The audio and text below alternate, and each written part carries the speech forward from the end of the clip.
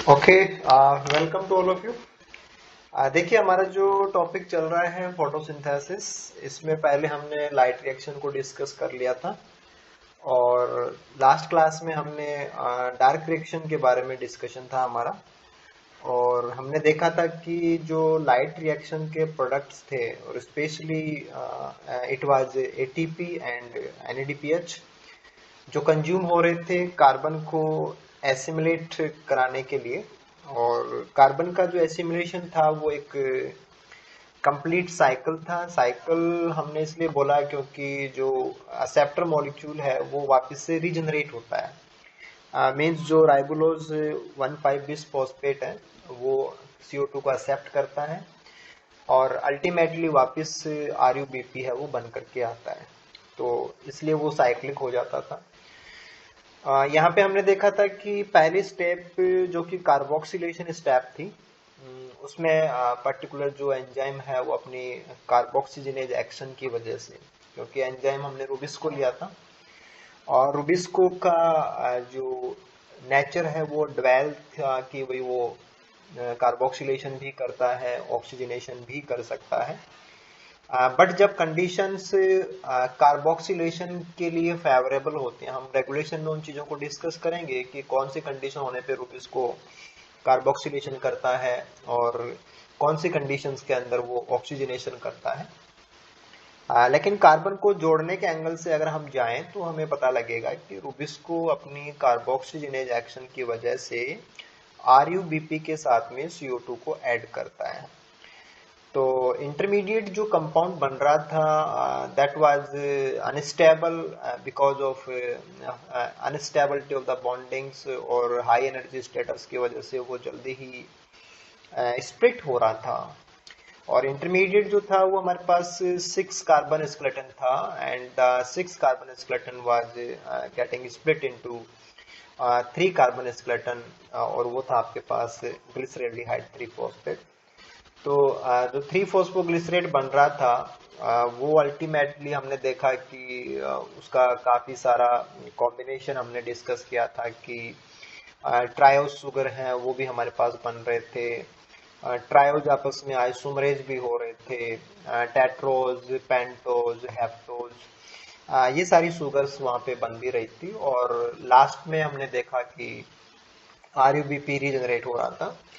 और जब हमने इसका नेट एनालिसिस किया कि कंप्लीट जो C3 साइकिल है कि पहला स्टेबल कंपाउंड 3 कार्बन का बन रहा था इसलिए हमने इसको C3 बोल दिया था, अदरवाइज ये कार्बन रिडक्शन साइकिल या कार्बन एसिमिलेशन साइकिल ऐसे भी हम इसको बोल सकते थे। तो अल्टीमेटली ओवरऑल इसका जो आउटपुट देखा जाए तो हमने ये देखा कि जो हमारा कार्बोहाइड्रेट बन करके आता है, जो हेक्सोस शुगर बन करके आती है, वो एक्चुअल में 6 CO2 का कंट्रीब्यूशन होता है। और 6 CO2 को हेक्सोस में कन्वर्ट कराने के लिए हमने जो स्कीम डिस्कस की, जो C3 का स्कीम डिस्कस किया, उसको हमें मल्टीप्लाई करना पड़ेगा 6 के साथ में। यानी कि 6 राउंड ऑफ C3 साइकिल अगर हम एज्यूम करें कि वो ऑपरेट हो रहे हों तो वहां से हमारे पास सिंगल मॉलिक्यूल हेक्सोस शुगर का बन करके आता है। उसकी कॉस्टिंग क्या थी, ATP NADPH कितने कंज्यूम होते हैं वो हमने देखे थे, नेट उसका जो बैलेंस शीट है वो हमारा डिस्कस हो गया था। और लास्टली हमने बातें ये भी कर ली थी कि जो एफिशिएंसीज हैं कि हाउ मच लाइट कंज्यूम हो रही थी और क्वांटम जो एनालिसिस था वो भी हमने इसके साथ में जोड़ करके देखा। और अल्टीमेटली जो प्रोडक्ट बन रहा था that was the hexose sugar. और हेक्सोस को जब हम कंप्लीटली ऑक्सीडाइज करते हैं तो उससे हमें कितनी एनर्जी मिलती है, तो बनाने में हमें कितनी लगानी पड़ी थी वो काफी सारी थी। और जो प्रोडक्ट में जो इनकॉर्पोरेट हो पाती एनर्जी वो काफी कम थी। हमने कहा कि ओनली जो 33% एनर्जी है वही हेक्सोस के अंदर स्टोर हो पाती है। बाद में हमने ये भी देखा कि हेक्सोस का जो बनना है वो अल्टीमेटली जो एनर्जी मॉलिक्यूल जो कि हमने ATP एंड NADPH लिए थे उनके कारण से हो रहा था। और अगर हम ATP और NADPH में कितनी एनर्जी हमने इनपुट में लगाई थी और हेक्सोस में हमें कितनी रिटर्न हो रही है उसको एनालाइज किया तो हमें पता लगा कि ऑलमोस्ट जो 90% एनर्जी थी आप इसको ऐसे समझ सकते हैं कि एटीपी एंड एनएडीपीएच जो हमारे कंज्यूम हो रहे थे उनकी लगभग 90% एनर्जी हमारे पास हेक्सोस में वापस प्राप्त हो रही थी।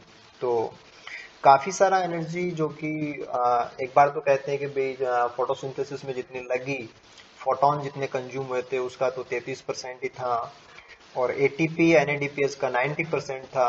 तो इतना बड़ा जो फ्रैक्शन कि 33% और एक साइड में 90%, तो जो गैप है वो गैप एक्चुअल में जो एनर्जी है वो लॉस्ट हुई है, डिसिपेट हुई है जब लाइट रिएक्शन से एटीपी एंड एनएडीपीएच बनते हैं।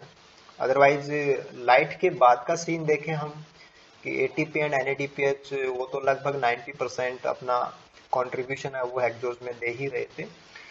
और लास्ट में हमने ये भी देखा कि जो एटीपी होते हैं उनमें एनर्जी कम है, एनएडीपीएच से एनर्जी ज्यादा मिलती है। तो जो कंट्रीब्यूशन है, मेजर जो कंट्रीब्यूशन था हेक्सोस को बनाने में, मुख्य रूप से जो एनर्जी डोनर है वो हमारा एनएडीपीएच आ रहा था।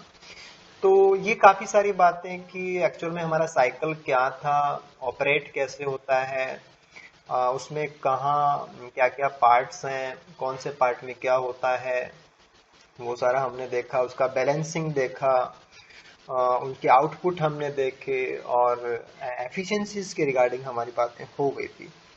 तो ये एक जो वेरी बेसिक थीम होती है कि कार्बन जब एसिमुलेट होता है और जब हम एक नॉर्मल पाथवे की बात करें, किसी भी प्रकार की जो एक्सट्रीम कंडीशंस हैं या जो अडेप्टिव फीचर्स होते हैं उनको हम साइड बाय कर दें, तो हमारे पास एक मैकेनिज्म आती है कि जो C3 साइकिल है वो एक बेसिक मैकेनिज्म है, और ये बेसिक मैकेनिज्म हमें मिल जाएगी ऑलमोस्ट सभी प्लांट्स के अंदर, राइट।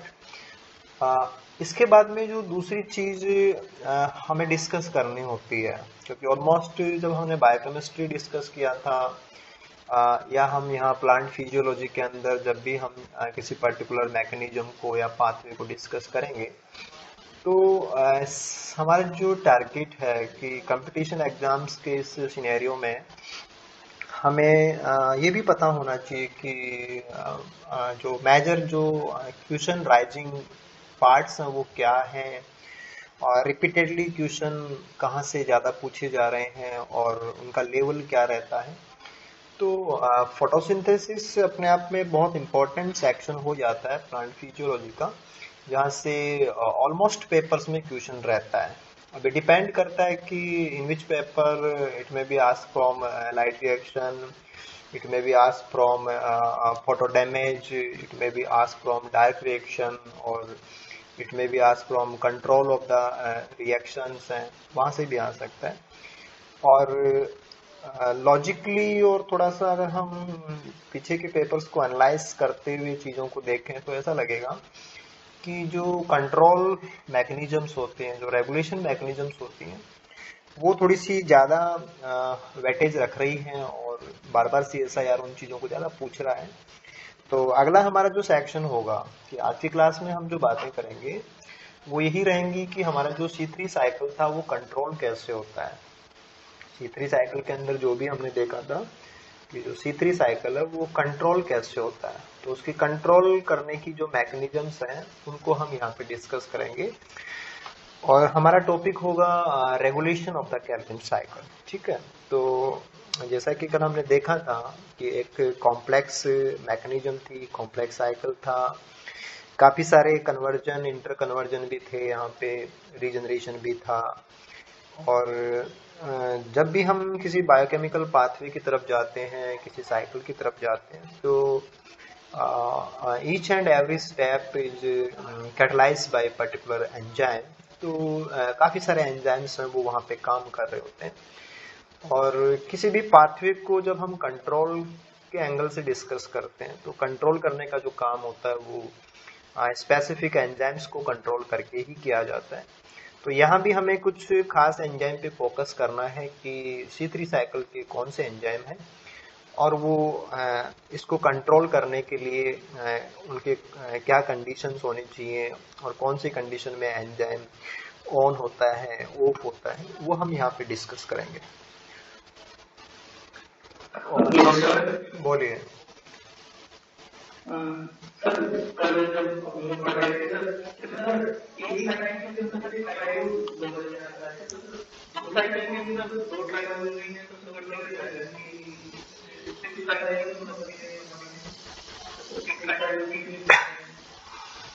नहीं, एक एक में आपको ट्रायल्स कहाँ से मिल जाएगा? आप थोड़ा सा इसको कैलकुलेट करने की कोशिश करो।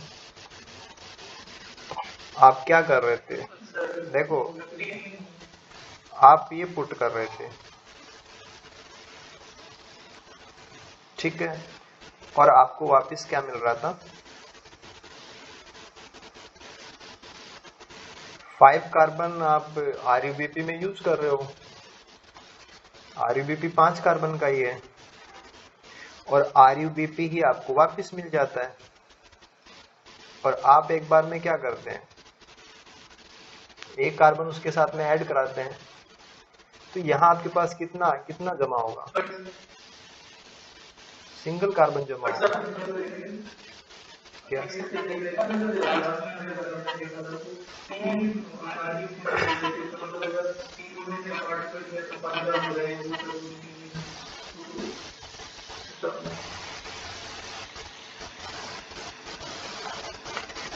देखो, आप इस प्रकार से कहें कि आपको यहाँ पे जो आरयूबीपी था वो 5 कार्बन स्केलेटन था, और आप ये कह रहे हैं कि इसके 3 मॉलिक्यूल हम ले लेंगे, राइट? तो 3 मॉलिक्यूल लेने से क्या होने वाला है? 3 कार्बन। आपको यहाँ पे क्या मिलना है? 3 कार्बन। आपको चाहिए क्या? हेक्सोस। तो 3 नहीं, आपको क्या करना पड़ेगा? 6। तो इसलिए आप इस सारे साइकिल को 6 के मल्टीप्लाई में ले रहे हो।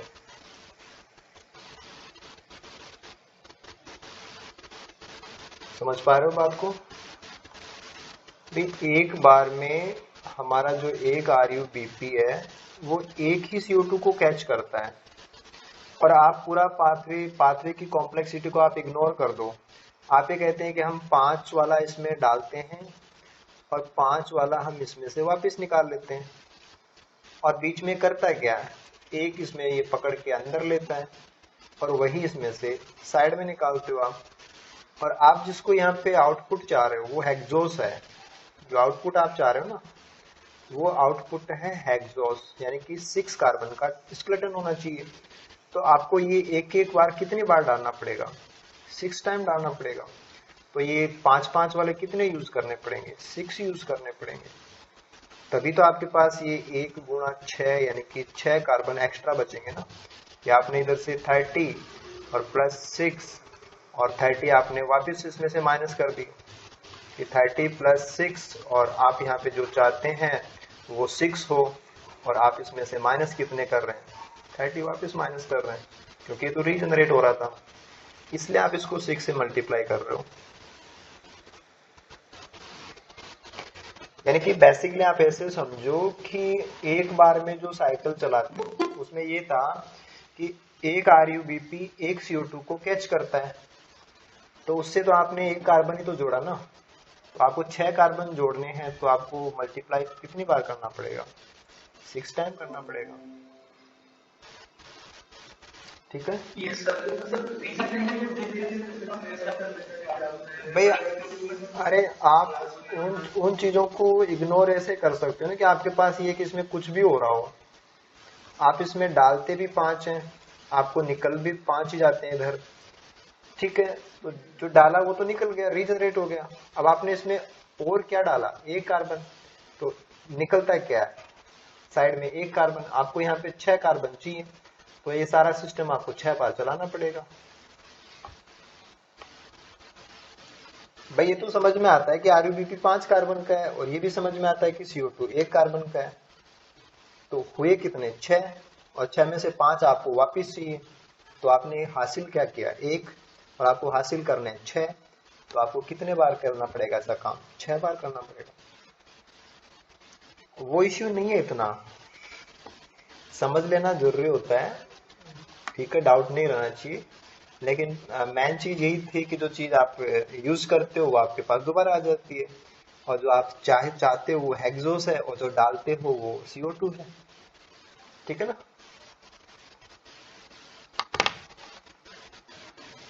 ओके देन हम आगे चलते हैं ना। देखिए हमें बातें करनी थी कि जो C3 साइकिल है उसका कंट्रोल मैकेनिज्म किस प्रकार से ऑपरेट होता है। कि कल आप बात कर रहे थे कि लगभग जो ATP है और जो NADPH है उनकी एनर्जी का लगभग 90% है वो हेक्सोस में स्टोर हो जाता है। यानी कि जब C3 का पूरा मैकेनिज्म काम कर रहा हो तो जो प्रोडक्ट बने उस प्रोडक्ट में जितना यूज किया गया था एनर्जी लगभग उसका 90% उसमें कन्वर्ट हो जाता है। यानी कि सिस्टम बहुत अच्छे तरीके से काम कर रहा है, यानी कि बहुत ज्यादा एफिशिएंट है, बहुत अच्छी एफिशिएंसी आप इसकी मान सकते हैं। तो अच्छी एफिशिएंसी तो तभी आनी चाहिए जब बहुत अच्छा कोऑर्डिनेशन हो, बहुत अच्छा कंट्रोल हो, चीजें बहुत तालमेल के साथ काम कर रही हो। तो उन्हीं चीजों को हमें लेना है कि the high energy efficiency of the Kelvin cycle indicates that some form of control यहाँ पे जरूर मिलेंगे जो निश्चित करते हैं that all the intermediate के बीच में जो भी intermediate बन रहे थे in the cycle are present at adequate concentration। कि कोई भी चीज ना तो कम बनती है ना ज्यादा बनती है, जो भी इंटरमीडिएट कंपाउंड बने थे वो सारे जितने चाहिए उतने ही बनते हैं। अगर कोई भी कंपाउंड एक्स्ट्रा बनेगा तो इसका मतलब उसमें बॉन्ड है तो एनर्जी उसमें रह जाएगी, तो हमारी एफिशिएंसी कम हो जाएगी। तो जितना जरूरी है उतना ही बनता है। और the cycle is turned of when it is not needed in the dark. तो ऐसा भी नहीं कि NADPH है ही नहीं, ATP है ही नहीं और C3 साइकिल ऐसे भी नहीं चलता है। तो जब लाइट हो और लाइट रिएक्शन से ATP एंड NADPH बन चुके हों तो डार्क रिएक्शन होती है, और लाइट नहीं होने पे ये C3 साइकिल बंद भी होता है। ऐसा थोड़ी है कि ये हमेशा ही चालू रहेगा, तो ऑन ऑफ भी होता है। और जो भी इसमें इंटरमीडिएट कंपाउंड बनते हैं वो बिल्कुल जितने चाहिए उतने ही बनते हैं। तो बहुत ही फाइन लेवल का कंट्रोल इसमें पाया जाता है। सामान्य रूप से आप क्या कह सकते हैं, in general variation in the concentration और in the specific activity of enzymes modulate. कि अगर आपने कॉन्सेंट्रेशन को फ्लक्चुएट कराया, ऊपर नीचे किया कॉन्सेंट्रेशन को, या आपने किसी एंजाइम की एक्टिविटी को कम ज्यादा किया तो जो रेट्स हैं वो चेंज हो जाती हैं, कैटेटिकल रेट्स हैं वो चेंज हो जाती हैं। इसका मतलब कॉन्सेंट्रेशन या एंजाइम इस पूरे मैकेनिज्म को कंट्रोल करते हैं। आपने कॉन्सेंट्रेशन को हिलाया तो भी रेट चेंज हो जाती हैं, आपने एंजाइम को एक्टिविटी वाइज कम ज्यादा किया तो भी आपकी जो रेट्स हैं वो पाथवे की कम ज्यादा हो जाती हैं। यानी कि चीजें इस पे फर्क डालती हैं, यानी कि ये चीजें इसको कंट्रोल करती हैं, यानी कि इसमें कंट्रोल पाया जाता है। तो देयर बाई एडजस्ट हो जाता है the level of metabolites in the cycle. तो सारी चीजें कंट्रोल रहती हैं। कहने का मतलब ये था कि इसमें बहुत कुछ है, काफी सारे फेजेज हैं, काफी सारे एंजाइम्स हैं, लेकिन फिर भी सब कुछ बहुत ज्यादा तालमेल में रहता है। ठीक है कि changes in the gene expression, कि कोई एंजाइम ज्यादा बन रहा है कम बन रहा है तो डेट आर प्रोटीन, और वो ट्रांसलेशन से बन करके आते हैं तो उनके जीन ऑन और ऑफ होते हैं, जीन एक्सप्रेशन का चेंजेस है। And protein biosynthesis regulate enzyme concentration, जो हम बायोकेमिस्ट्री के एंगल से भी समझते हैं कि कोई प्रोटीन अगर ज्यादा बन रही है तो वो एंजाइम ज्यादा बनेगा, और ज्यादा बनेगा तो वो पर्टिकुलर रेट है उस रिएक्शन की वो बढ़ जाती है। और कुछ एंजाइम बनने के बाद में मॉडिफाई किए जाते हैं, that is post translational modification. की प्रोटीन तो बन गई लेकिन अब उसमें थोड़ा बहुत चेंज किया जाता है, उससे जो प्रोटीन है वो ऑन ऑफ होती है। तो contribute to the regulation of enzyme activity, कि जो एंजाइम के रूप में प्रोटीन काम कर रही है उसका कुछ मॉडिफिकेशन जब तक नहीं होता है तब तक वो चालू नहीं होते हैं। तो पोस्ट ट्रांसलेशन मॉडिफिकेशन भी कंट्रोल के लिए काम करते हैं। और at the genetic level the amount of each enzyme present in the chloroplast stroma is controlled by mechanisms that control expression of nuclear and chloroplast genome।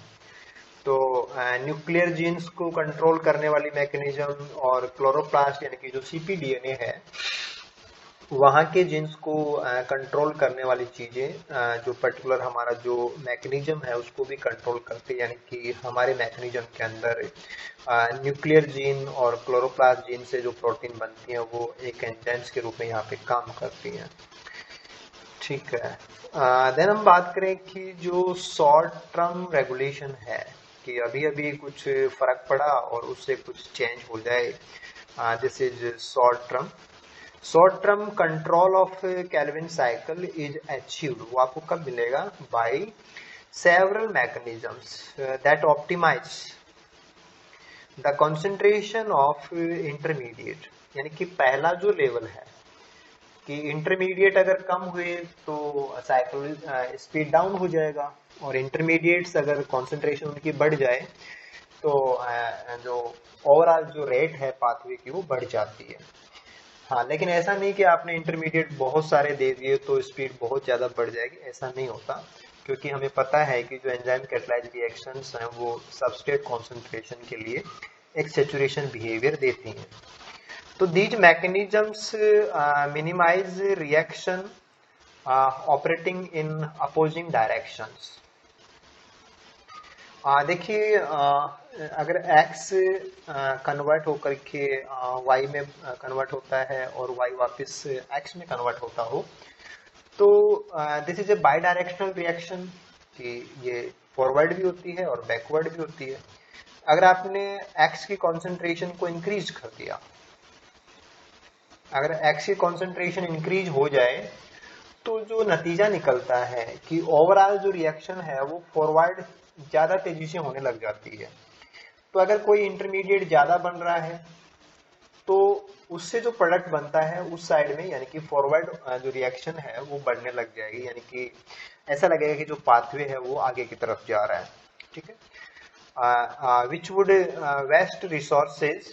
तो अगर ऐसा कुछ हो कि the mechanism minimise reactions operating in opposite direction, कि अगर ये इधर भी ऑपरेट हो रहा हो और इधर भी ऑपरेट हो रहा हो, तो जब आप बायोकेमिस्ट्री पढ़ रहे थे तो वहां पे हमारे सामने बात आई थी कि जब फॉरवर्ड और बैकवर्ड दोनों एक साथ होते हों तो केवल एनर्जी का लॉस होता है और प्रोडक्ट कुछ भी नहीं बनता है, that is futile cycle, that are futile cycle.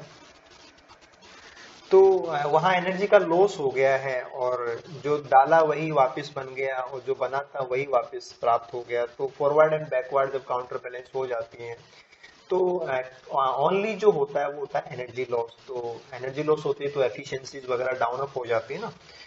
तो इन सारी चीजों के सॉल्यूशंस के लिए हम कहाँ जाएंगे, यानी कि टू जनरल मैकेनिज्म्स हैं वो चेंज कर सकती हैं the kinetic property of enzyme.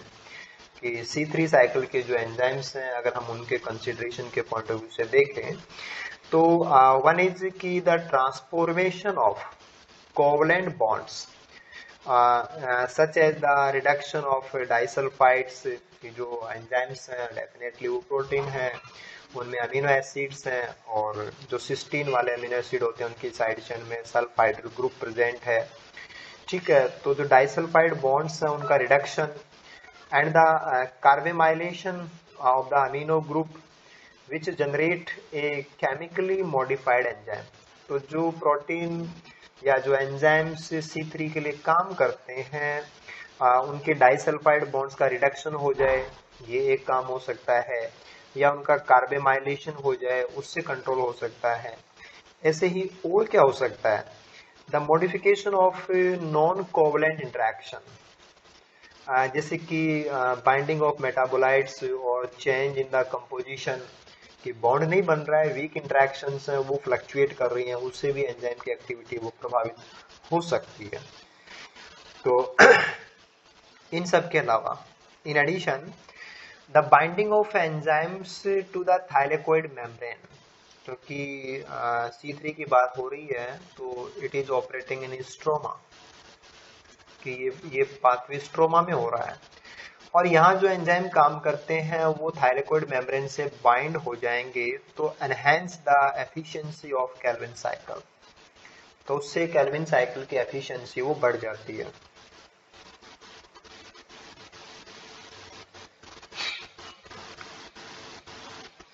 It means आप ये कह रहे हैं कि जो एंजाइम स्ट्रोमा के लिए काम करते हैं वो स्ट्रोमा वाले एंजाइम कहाँ ऐड हो जाएं? They add on थायलेकोइड membrane. जैसे मान लो कि आपने यहाँ पे एक थायलेकोइड लिया और एंजाइम कहाँ ऐड हो रहा है? थायलेकोइड स्ट्रोमा का है, यहाँ का है, और वो थायलेकोइड मेम्ब्रेन के ऊपर अटैच हो जाए तो इट विल एनहांस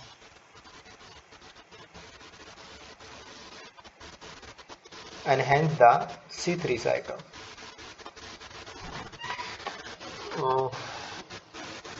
कोई लॉजिक कि साइटोप्लाज्म स्ट्रोमा में पड़ा रहे तो स्पीड वो कम दे पाएगा और थाइलेकोइड पे आकर के जुड़ जाए तो ओवरऑल पाथवे की स्पीड बढ़ जाती है, एफिशिएंसी बढ़ जाती है।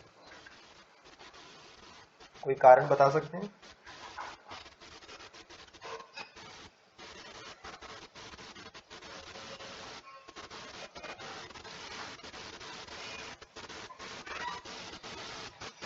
एनीवन?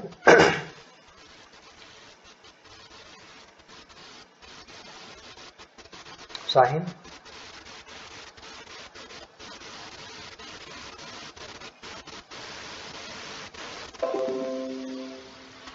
नहीं?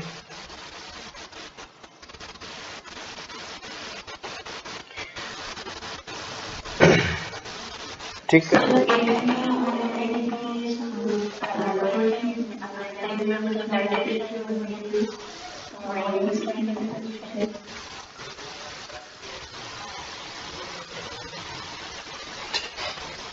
कहाँ बनते हैं एटीपी और NADPH?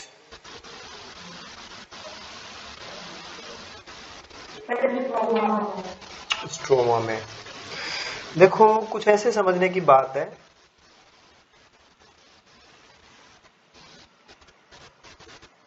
कि आपके पास ये कोई सिस्टम है और इस सिस्टम में ये कुछ सबस्ट्रेट हैं, ठीक है, और ये कुछ उनके ऊपर काम करने वाले वर्कर हैं, एंजाइम्स हैं। जैसे कि मान लो कि कोई कैंप लग रहा हो और उसमें जो भी वर्कर काम कर रहे हो वो कहीं भी खड़े हैं, ठीक है, एक तो वो कंडीशन। एक दूसरी ये कंडीशन कि उन्होंने अपनी एक जगह फिक्स कर रखी है। तो एफिशिएंसी कहाँ कहाँ ज्यादा आनी चाहिए? यहाँ पे कोई भी किसी के भी पास जाने के लिए काफी ज्यादा हिंड्रेंस का सामना करना पड़ेगा उसको, ठीक है। और सेकंड वाले केस के अंदर क्या होगा कि सहूलियत हो जाएगी कि सबको यही आना है, तो हिंड्रेंस जो है वो कम हो जाती है, इंटरफेरेंस कम हो जाता है, इंटरफेरेंस लो हो जाएगा, और इंटरफेरेंस लो हो जाएगा तो जो एफिशिएंसी है वो बढ़ जाती है। अगर आपके पास कुछ चीजें हो जिन पे कुछ डिपेंड करता हो और सारी ही चीजें फिक्स ना हो, एक तो वो हालत, और एक वो हालत जब आपने उनमें से कुछ चीजों को फिक्स कर दिया हो तो बाकी जो अनफिक्स्ड हैं उनके रिजल्ट थोड़े से बढ़िया आने लग जाते हैं। तो we are getting interference low, कारण ये होता है। तो thereby achieving higher level of organisation की जो व्यवस्था है वो थोड़ी सी बढ़िया हो जाती है, उससे जो दक्षता है वो बढ़ जाती है। That favours the channelling and protection of substrate, कि जिसको जहां पहुंचना है वो सही तरीके से पहुंच पाता है, उसको इंटरफेरेंस का सामना कम करना पड़ता है, राइट। और किसी भी कंपाउंड को कोई दूसरा एंजाइम बेवजह यूज नहीं कर पाता, तो सबस्ट्रेट है वो केवल अपने रियल एंजाइम के पास ही चैनलाइज हो पाते हैं और बाकी के द्वारा कंज्यूम होने से बच जाते हैं। तो ये सारी चीजें ऑर्गेनाइजेशन की हैं कि अगर चीजें सही तरीके से सेट हों तो रिजल्ट बढ़िया आने लग जाते हैं।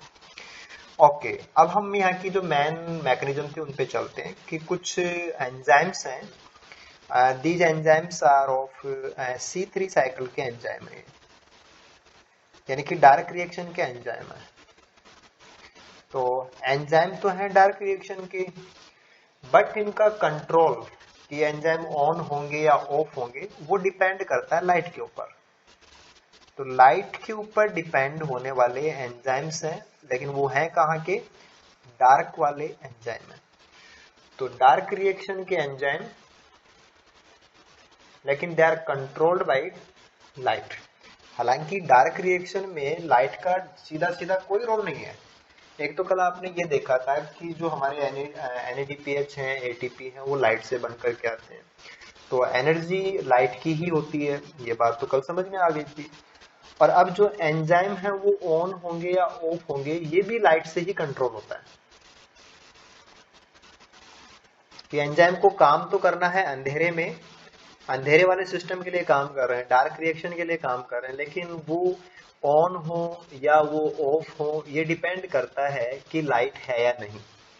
समझ गए ना, ऐसा कुछ है। तो यहाँ पे 5 मेन एंजाइम है जो इस प्रकार से कंट्रोल होते हैं कि लाइट के द्वारा कंट्रोल होते हैं। वन जो इसका चीफ एंजाइम है रूबिस्को, रूबिस्को ऑन और ऑफ लाइट से होता है, उसका कंट्रोल लाइट पे डिपेंड करता है। ऐसे ही जो NADP ग्लिसरैल्डिहाइड D3 फॉस्फोडीहाइड्रोजिनेज है, ये लाइट से डिपेंड लाइट से कंट्रोल होता है। फ्रक्टोज 1,6 बिस फॉस्फेटेज, शेडू हॉप्टोलॉज 1,7 बिस फॉस्फेटेज, यानी कि जो फॉस्फेटेज हैं वो फॉस्फेटेज भी लाइट से ऑन ऑफ हो रहे हैं। और ऐसे ही जो राइबोलोज 5 फॉस्फेट काइनेज है, जो राइबोलोज 1,5 बिस फॉस्फेट बनाता है, ये लाइट से कंट्रोल होने वाले एंजाइम है। तो काम तो एंजाइम अंधेरे में करेंगे, लेकिन वो खुद चालू है या बंद है ये डिपेंड करता है कि लाइट है या नहीं।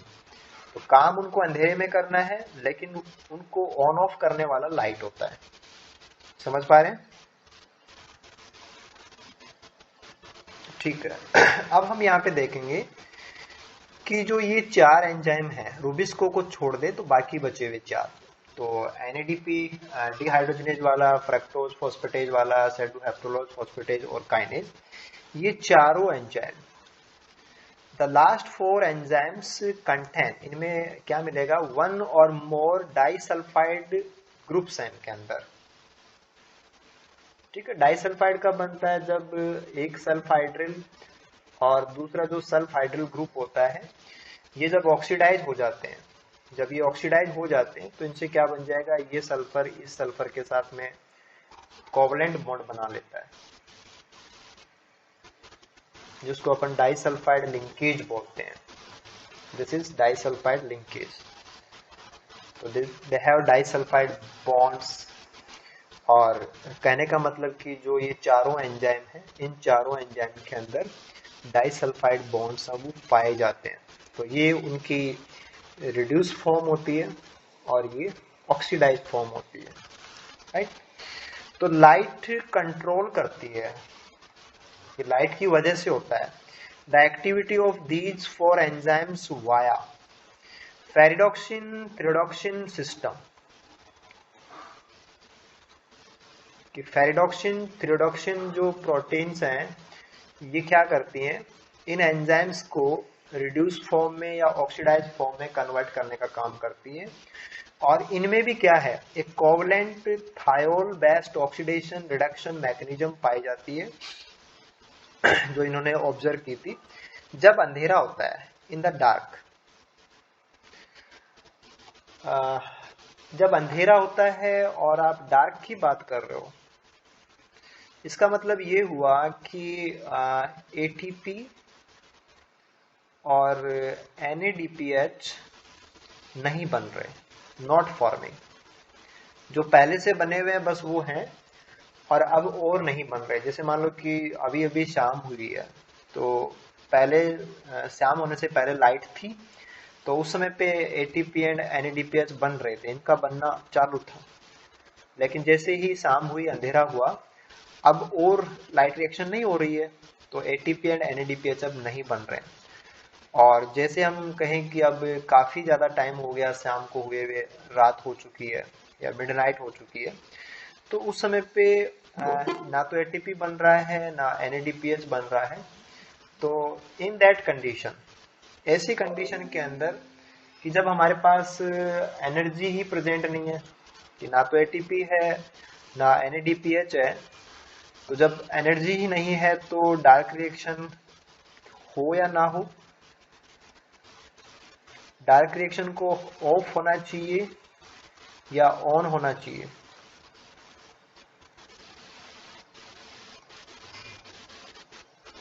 देखो, लाइट होगी तो ये बनेंगे, और लाइट नहीं है तो ये नहीं है, और ये नहीं है तो क्या हमें आगे का प्रोसेस कराना चाहिए? आंसर क्या है? नहीं कराना चाहिए, डार्क रिएक्शन बंद होनी चाहिए। और ये सारे डार्क रिएक्शन के एंजाइम है, तो इन सभी एंजाइम को ऑन होना चाहिए या ऑफ होना चाहिए? ऑफ होना चाहिए। समझ पा रहे हैं कि जब लाइट ही नहीं है तो डार्क रिएक्शन नहीं कराने। वैसे तो क्या लगता है कि डार्क रिएक्शन का लाइट से कनेक्शन ही नहीं होना चाहिए, लेकिन कनेक्शन सीधा तो नहीं होता, लेकिन इनडायरेक्ट तो होता ही है कि जब तक एटीपी नहीं बनेगा, जब तक NADPH नहीं बनेगा, डायरेक्ट रिएक्शन तो हो ही नहीं सकती। तो डायरेक्ट रिएक्शन वाले जो वर्कर हैं उनको आराम कराएं या काम पे लगाएं?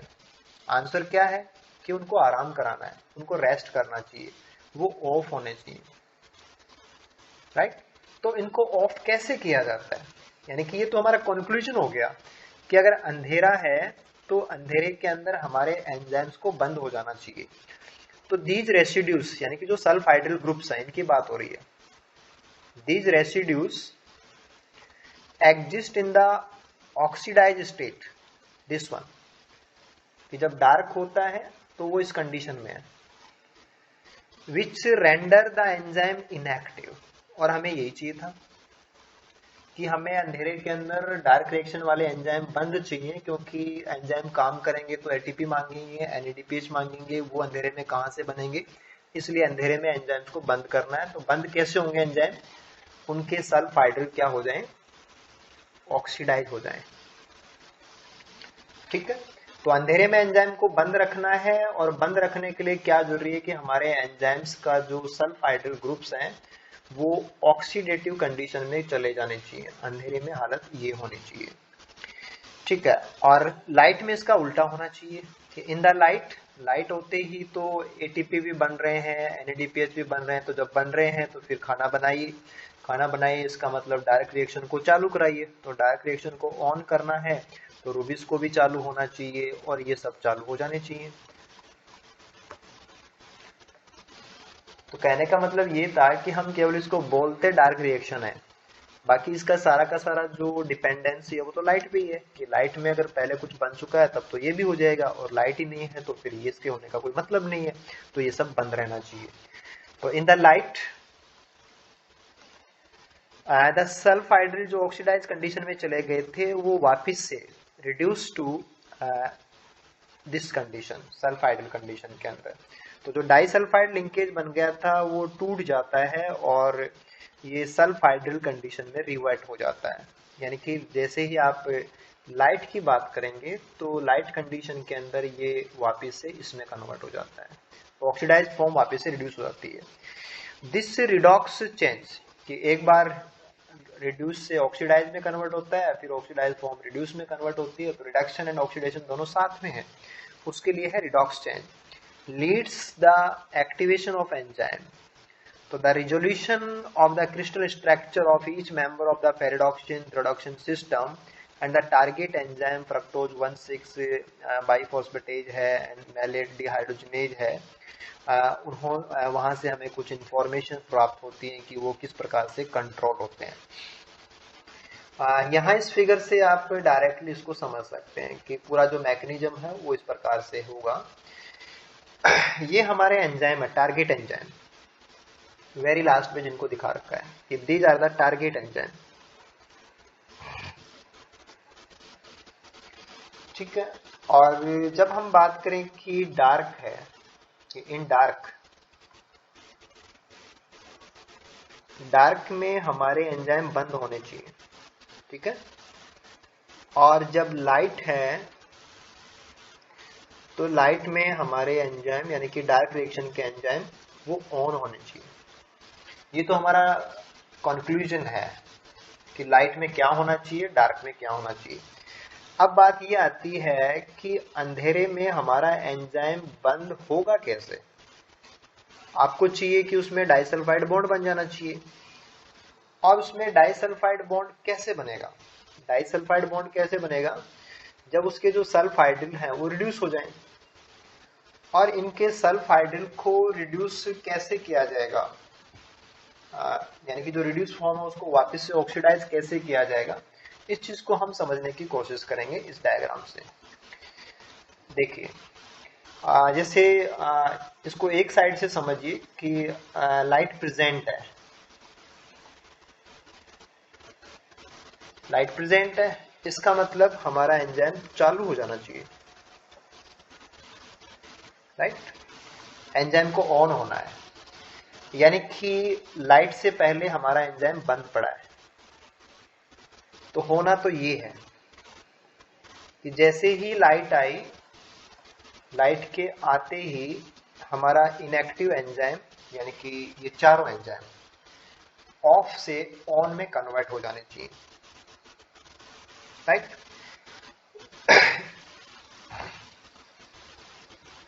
उनमें जो डाइसल्फाइड बॉन्ड बने हैं, दे आर डाइसल्फाइड बॉन्ड, वो डाइसल्फाइड बॉन्ड क्या हो जाने चाहिए, रिड्यूस हो जाने चाहिए, सल्फ हाइड्रिल में कन्वर्ट हो जाने चाहिए। तो जो ऑक्सीडाइज स्टेट थी हमारे एंजाइम की, एंजाइम की ऑक्सीडाइज स्टेट थी, वो रिड्यूस स्टेट में कन्वर्ट हो जानी चाहिए। सीधी सी बात है। इसका लॉजिक आप ऐसे निकालें कि यहाँ ये कंडीशन है, जस्ट आपको इससे कन्वर्ट करना है ये वाला। तो आपको इसमें क्या चाहिए, रिड्यूस करने के लिए इसको हाइड्रोजन देने हैं, ठीक है ना। ये एक हाइड्रोजन यहाँ जुड़ना है, ये बॉन्ड टूट जाएगा, एक हाइड्रोजन यहाँ जुड़ना है, तो कंडीशन हमारी यहाँ आ जाएगी और एंजाइम हमारा क्या हो जाएगा, चालू हो जाएगा। और हम लाइट में यही चाहते हैं, ओके। तो इसको रिड्यूस करेगा कौन, इसको रिड्यूस करने के लिए पूरा एक सिस्टम काम करता है, उसको बोलते हैं फेरिडॉक्सिन थ्रियोडॉक्सिन सिस्टम। तो यहां तक का मामला है। देखो, जो फेरिडॉक्सिन है, ये फेरिडॉक्सिन क्या करेगा, ये खुद ऑक्सीडाइज कंडीशन में है, और फोटोसिस्टम फास्ट, यानी कि लाइट जब फोटोसिस्टम फास्ट को मिलती है तो उसकी वजह से हमारा जो ऑक्सीडाइज फॉर्म है ये रिड्यूस फॉर्म में चला जाएगा, और फिर वापस जब ये रीऑक्सीडाइज होता है, यानी कि इस लाइन को जब ये फॉलो करेगा, तो ये सेकंड बार, ये पहली स्टेप है। और दूसरी स्टेप में क्या होता है कि दूसरा प्रोटीन है, दिस इज थ्रियोडॉक्सिन। ये थ्रियोडॉक्सिन अपनी जो ऑक्सीडाइज कंडीशन है कि फेरिडॉक्सिन से H निकलेंगे और थ्रियोडॉक्सिन के ऊपर वो जुड़ेंगे, जैसे यहां से निकले और वो इसको जुड़े, तो जो रिड्यूस था वो तो ऑक्सीडाइज हो जाएगा, और जो ऑक्सीडाइज था वो रिड्यूस हो जाएगा। तो फेरिडॉक्सिन पहले रिड्यूस हुआ, और फिर वो जो वापस रीऑक्सीडाइज होता है तो अपने हाइड्रोजन किसको ट्रांसफर कर देता है, थ्रियोडॉक्सिन को, और थ्रियोडॉक्सिन अपनी ऑक्सीडाइज से रिड्यूस फॉर्म में कन्वर्ट हो जाता है। और अगली स्टेप के अंदर, फाइनल स्टेप के अंदर, थ्रियोडॉक्सिन के जो हाइड्रोजन है इसमें से निकलेंगे, क्योंकि ये वापस किस में कन्वर्ट हो रहा है, ये अपने ऑक्सीडाइज में कन्वर्ट हो रहा है। तो इसके हाइड्रोजन निकलेंगे और वो हमारे इन सल्फ हाइड्रिल के साथ में, या डाइसल्फाइड को सल्फ हाइड्रिल में कन्वर्ट करने के लिए काम में आ जाते हैं। तो मेन ये था कि हमें हमारे टारगेट एंजाइम को ऑन करना है, तो उसके सिस्टीन के जो बॉन्ड थे उनको हमें ब्रेक करके उनको सल्फ हाइड्रिल में कन्वर्ट करना था। हमें हाइड्रोजन चाहिए, यानी कि हमें कोई ऐसा कंपाउंड चाहिए जो हमें यानी कि हमारे टारगेट एंजाइम के डाइसल्फाइड बॉन्ड को तोड़ करके उनको रिड्यूस कर दे। तो कोई रिडक्टेंट चाहिए, तो कोई रिडक्टेंट यहाँ पे कौन है, थ्रियोडॉक्सिन की रिड्यूस फॉर्म है, कि ये खुद ऑक्सीडाइज होगा और सामने वाले को रिड्यूस कर देगा। तो ये जो इसके सल्फ हाइड्रिल कंडीशन है ये हमें यहाँ मिल जाएगी, और हमारा एंजाइम क्या हो जाएगा, ऑन हो जाएगा। और अंधेरे के अंदर जैसे आप इसको यहाँ से हटा दोगे, इसका रिवर्स हो जाएगा, कि ये वापस इसमें कन्वर्ट होगा, ये वापस इसमें कन्वर्ट होगा, ऑल विल बी बैड। ठीक है, तो जो फेरिडॉक्सिन थ्रियोडॉक्सिन सिस्टम है वो टारगेट एंजाइम्स की जो डाइसल्फाइड बॉन्ड्स है उनको रिड्यूस कराता है, और जैसे ही वो रिड्यूस हो जाएंगे हमारे जो डार्क रिएक्शन के एंजाइम्स हैं वो ऑन हो जाते हैं, और जब अंधेरे की बात होती है तो जो टारगेट एंजाइम्स का जो सल्फाइडल कंडीशन है वो वापस से डाइसल्फाइड बॉन्ड में कन्वर्ट हो जाता है। क्लियर?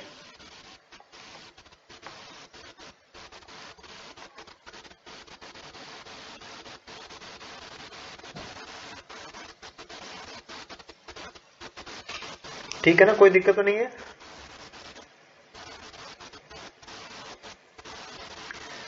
ओके देना ना।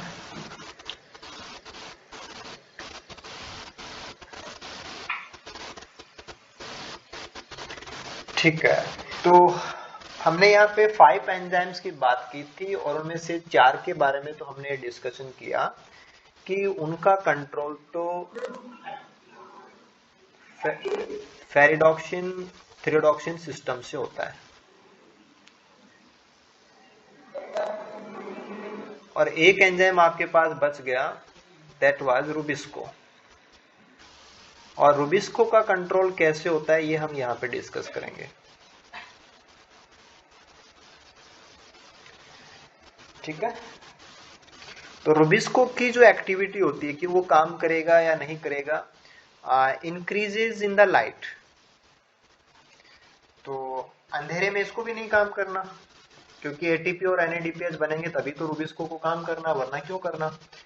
तो लाइट में लाइट की प्रेजेंस के अंदर रुबिस्को की एक्टिविटी वो बढ़ती है, यानी कि लाइट रुबिस्को की एक्टिविटी को बढ़ाता है। The activity of Rubisco is also controlled by light, but the enzyme itself does not respond to thioredoxin. तो इसका जो कंट्रोल है वहां पे थ्रियोडॉक्सिन वाला सिस्टम काम नहीं करता है।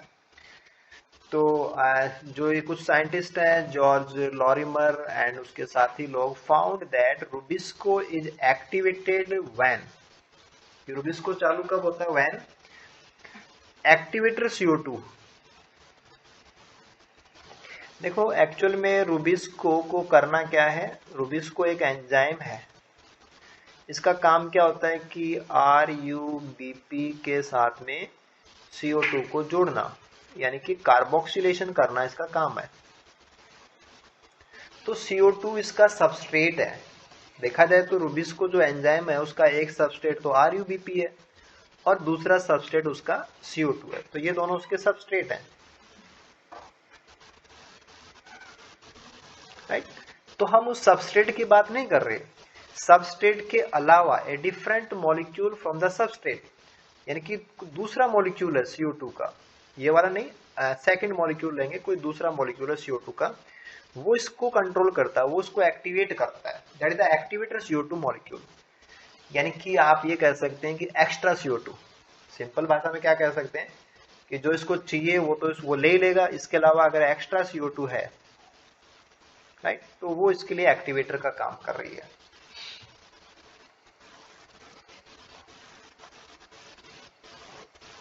तो जो इसका सबस्ट्रेट था उसके अलावा जो एक्स्ट्रा मॉलिक्यूल है CO2 का, वो एक्टिवेटर के रूप में ले रहे हैं। React slowly with an अनचार्ज epsilon amino group of lysine, कि जो रुबिस्को एक प्रोटीन है तो उसमें पर्टिकुलर जो लाइसिन अमीनो एसिड है उसकी साइड चेन का जो अमीनो ग्रुप होता है, जो साइड चेन का जो अमीनो ग्रुप है उसकी बात हो रही है, within the active site of the Rubisco enzyme। तो रुबिस्को जो मेन एंजाइम है उसकी एक्टिव साइट,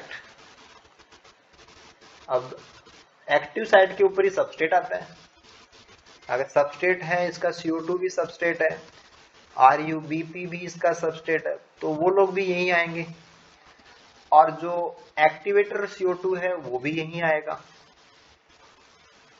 जो एक्टिवेटर CO2 मॉलिक्यूल है वो भी एक्टिव साइट के ऊपर ही रीच करता है।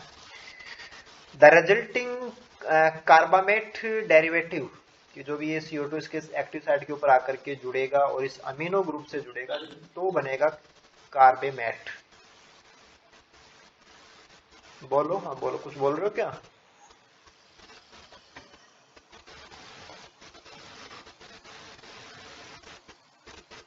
यानी कि जो आपका एक्टिवेटर CO2 मॉलिक्यूल है वो एक्टिव साइड पे आकर के जुड़ेगा, तो एक्टिव साइड के लाइसिन की साइड चेन का जो अमीनो है उसके साथ में जब CO2 को जोड़ेंगे, यानी कि एक तो आपने NH2 ग्रुप ले लिया, उसके साथ में आप CO2 को जोड़ेंगे तो बनेगा आपके पास carbamate. Then rapidly binds magnesium bivalent cations के साथ में जुड़ जाएगा to yield the activated complex. तो क्या काम हो रहा है लाइट की प्रेजेंस के अंदर? कार्बेमेट बनेगा और बाद में मैग्नीशियम आयंस है वो इसके साथ में जुड़ेंगे और पूरा का पूरा जो कॉम्प्लेक्स है वो ऑन हो जाएगा।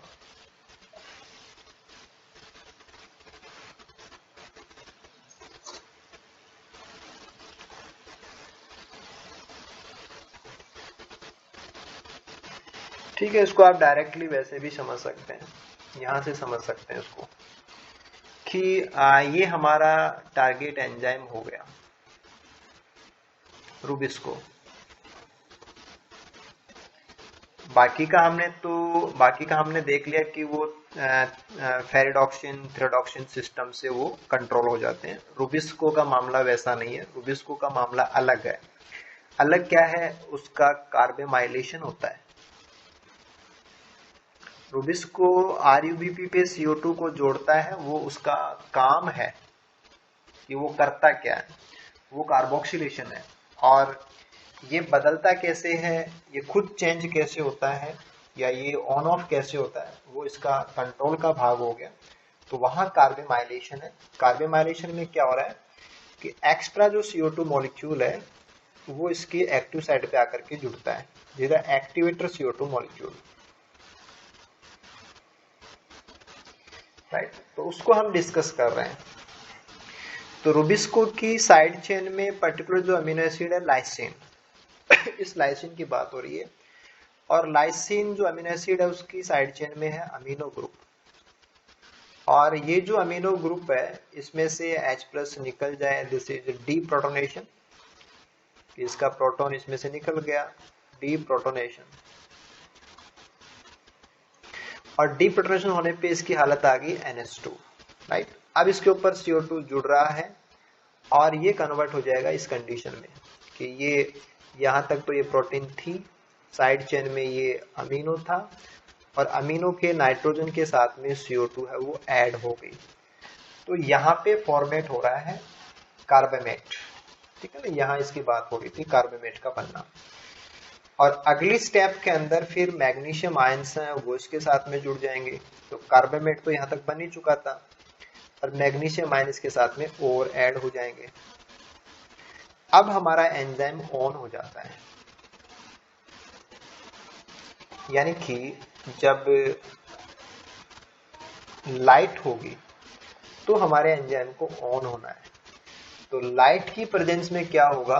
पहली बार डीप्रोटोनेशन होगा, फिर इसका कार्बेमाइलेशन होगा, फिर मैग्नीशियम आयंस इसमें ऐड होंगे और जो रूबिस्को यहाँ पे ऑफ था ये रूबिस्को ऑन हो जाएगा। और जब अंधेरा होगा तो इसका रिवर्स हो जाएगा, डार्क में इसका उल्टा होना है कि डार्क के अंदर ये मैग्नीशियम आयन इसमें से निकल जाएंगे, राइट, और H+ इससे जुड़ेंगे और कन्वर्ट हो जाएगा ये इस फॉर्म के अंदर। फिर यहाँ पे H+ जुड़ेंगे और ये कन्वर्ट हो जाएगा वापस इस फॉर्म के अंदर। तो लाइट में रूबिस्को ऑन होता है, वो अपना काम मींस कार्बोक्सिलेशन करता है, लेकिन वो तब करेगा जब रूबिस्को खुद ऑन होता है। और रूबिस्को खुद ऑन कैसे होता है? तो आपको याद होना चाहिए कि वहां कार्बेमाइलेशन की बात आएगी। और फिर कार्बेमाइलेशन क्या है तो आप समझ जाना कि रूबिस्को की साइड चेन के अंदर जो लाइसिन था उस लाइसिन वाले अमीनो के ऊपर आप CO2 को जोड़ेंगे ताकि बाद में इसके ऊपर मैग्नीशियम आयन जुड़ सके और एंजाइम है वो चालू हो सके। तो this is the activation of rubisco, कि रूबिस्को एक्टिवेट कैसे होता है।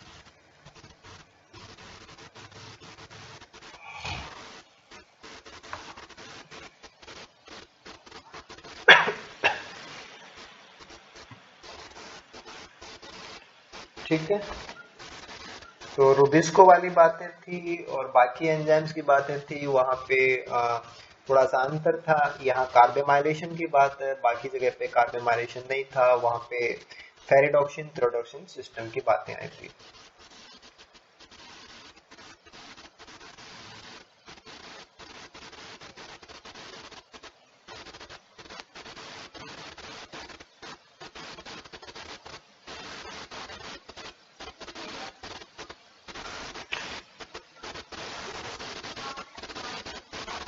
ठीक है, इसके बाद में हम बात करते हैं कि जो लाइट की प्रेजेंस में होने वाले आयन मूवमेंट है, वो भी कंट्रोल करते हैं केल्विन साइकिल के एंजाइम्स को। तो लाइट डिपेंडेंट जो आयंस का आना और जाना है वो कैसे प्रभावित करता है कि light causes reversible ion changes in the stroma that influence the activity of Rubisco और दूसरे एंजाइम्स। तो अपॉन इल्यूमिनेशन, यानी कि जब लाइट प्रेजेंट होती है, कि जब लाइट प्रेजेंट होगी तब क्या होगा, जो प्रोटॉन्स है are pumped from stroma to thylakoid lumen, क्योंकि लाइट की प्रेजेंस के अंदर जेड स्कीम चलेगा। तो जेड स्कीम जब ऑपरेट होगा तो जो क्यूनॉन्स हैं वो स्ट्रोमा से H+ उठाएंगे और थाइलेकोइड के ल्यूमन में उसको पंप कर देंगे। तो अपॉन इल्यूमिनेशन प्रोटॉन्स हैं वो पंप किए जाते हैं। प्रोटॉन्स पंप्ड कहां से, स्ट्रोमा से कहां जाते हैं, वो ल्यूमन में जाते हैं। ठीक है, द प्रोटॉन इफ्लक्स, यानी कि प्रोटॉन वापस उसमें से बाहर निकले, efflux is coupled to magnesium +2 Uptake in the stroma. Means आप ये कह रहे हैं कि लाइट की प्रेजेंस के अंदर ये स्ट्रोमा आपने लिया और यहाँ पे आपने थाइलेकोइड दिखा दिया, दिस इज थाइलेकोइड। तो जो H+ हैं वो कहां से कहां जा रहे थे, स्ट्रोमा से वो थाइलेकोइड के ल्यूमन में जा रहे हैं, राइट। ये जेड स्कीम से पंपिंग हो रही थी। अब जब ये वापस बाहर निकलते हैं, मीन्स H+ जब इसमें से वापस बाहर निकलते हैं तो उस समय पे साथ में coupled with magnesium uptake into stroma. तो मैग्नीशियम है वो स्ट्रोमा के अंदर एंटर करते हैं। These ion fluxes decreases the stromal concentration of H+। कि जब ये स्ट्रोमा से H+ है वो ल्यूमन में चले जाएंगे तो स्ट्रोमा की हालत जो होगी, स्ट्रोमा के अंदर जो H+ की कॉन्सेंट्रेशन वो क्या हो जाती है, डिक्रीज हो जाएगी, right. And increases the magnesium plus ion. तो दो काम हो रहे थे कि मैग्नीशियम प्लस आयन है वो स्ट्रोमा में बढ़ रहे हैं और H+ है वो कम हो रहे हैं लाइट की प्रेजेंस के अंदर। These changes in the ionic composition, कि जब ये चेंजेज होंगे लाइट की प्रेजेंस में, ये दोनों आयन्स की कॉन्सेंट्रेशन में जो फर्क पड़ रहा है,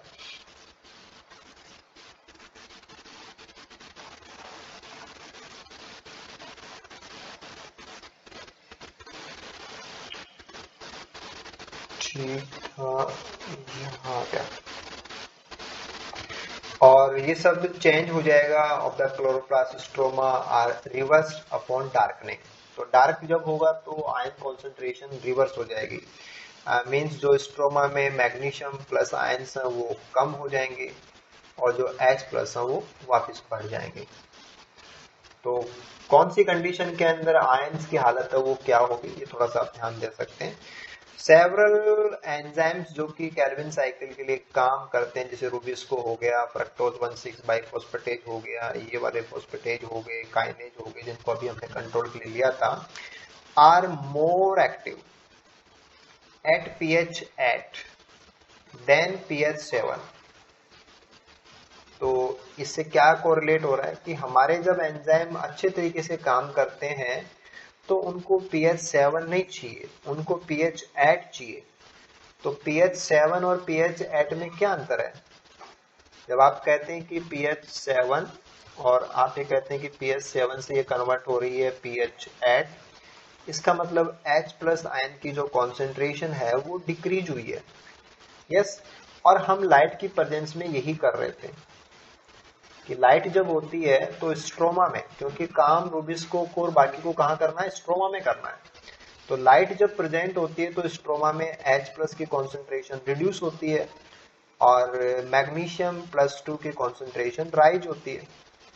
और जब आप ये कहते हैं कि लाइट की प्रेजेंस में हालत आयंस की ऐसी बनी हुई है, और इसमें ये जो हमने इंडिकेट किया कि H+ की कॉन्सेंट्रेशन कम हो जाती है, यानी कि pH है वो बढ़ जाती है, और बढ़ी हुई pH के ऊपर हमारे जो एंजाइम्स हैं वो ज़्यादा एक्टिव होते हैं, यानी कि ये जो आयंस की हालत है ये हमारे इन एंजाइम्स को एक फेवरेबल एनवायरनमेंट प्रोवाइड कराती है, यानी कि थोड़ा सा भी pH का अगर चेंज हुआ और H+ की कॉन्सेंट्रेशन कम हुई, तो जिनको डार्क के लिए काम करना है, क्योंकि ये होगा कब, जब लाइट रिएक्शन काम कर चुकी होती है, तो एक एक्स्ट्रा लेवल हो गया कि जब लाइट वाले काम हो चुके हैं तो डार्क में जिनको काम करना है वो अब बढ़िया काम करेंगे, और उनको काम करते समय मैग्नीशियम आयन रिक्वायर्ड भी है, और वो मैग्नीशियम आयन यहाँ पे बढ़ भी जाते हैं, तो ये भी यहाँ काम आ जाएंगे एज ए को फैक्टर। तो hence these light dependent ion flux जो भी हैं वो हमारे केल्विन साइकिल के एंजाइम्स की एक्टिविटी को बढ़ाते हैं। तो 2-3 बातें यहाँ पे आपने ले ली कि रूबिस्को को छोड़ के बाकी सारे एंजाइम्स हैं वो अपनी जो रिड्यूस फॉर्म है उसमें काम करते हैं, यानी कि जब उनकी कंडीशन क्या थी, सेल्फ आइडल कंडीशन होती है, तब वो ऑन होते हैं, राइट। और लाइट की प्रेजेंस में इनको ऑन करने की जिम्मेदारी होती है फेरिडॉक्सिन थ्रियोडॉक्सिन सिस्टम के ऊपर डिपेंड करती है कि वो इनको सेल्फ आइडल में कन्वर्ट कराता है ताकि एंजाइम ऑन हो जाए, ठीक है। दूसरी बात आप ये कह रहे थे कि चलो इनका तो हो गया, लेकिन रूबिस्को का मामला थोड़ा सा अलग था। आप कहते हैं वहां पे कार्बेमाइलेशन होगा और साथ में जो मैग्नीशियम आयंस हैं ये ऐड होंगे, तो हमारा जो एंजाइम है वो ऑन होगा, राइट। और ये जो जिम्मेदारी थी कि ये होगा कि नहीं होगा, ये जिम्मेदारी किसकी थी, एक्टिवेटर CO2 की है, एक्स्ट्रा वाला CO2 मॉलिक्यूल। और फिर तीसरा जो काम था वो आप ऐसे बता रहे थे कि अगर स्ट्रोमा के अंदर मैग्नीशियम ++ की कॉन्सेंट्रेशन बढ़ जाए और जो H+ की कॉन्सेंट्रेशन है वो डिक्रीज हो जाए, तो हमारे जो एंजाइम्स हैं C3 के जो एंजाइम्स हैं वो बेटर काम करते हैं, राइट। तो यहाँ से दो बातें या ये सारी बातें ऐसे कह सकते हैं कि भाई फेरिडॉक्सिन वाला सिस्टम कंट्रोल के लिए काम करता है, वो इनको यहाँ पहुंचा देता है तो एंजाइम ऑन हो जाते हैं। फिर आप कहते हैं कि एक्टिवेटर CO2 काम करता है, वो रूबिस्को के मामले में कहेंगे। फिर आप कहते हैं कि जो आयन का फ्लक्स है, कि ये जो आयंस की हालत है ये आयंस की पर्टिकुलर फ्लक्स की वजह से है, तो आयंस का जो पर्टिकुलर सेट है, कंडीशंस का जो सेट है कि मैग्नीशियम बढ़े हुए, H+ गिरे हुए, तो ये हमारे एंजाइम्स के लिए बेटर एनवायरनमेंट है, तो हमारे एंजाइम बढ़िया से काम करते हैं। इट मीन्स अगर ये सारे एंजाइम ऑन हैं, अच्छे से काम कर रहे हैं, इट मीन्स C3 साइकिल है वो हो जाएगा।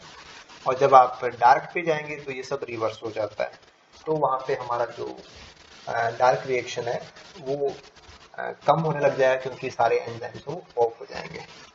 तो ऐसे आप इसको समराइज कर सकते हैं,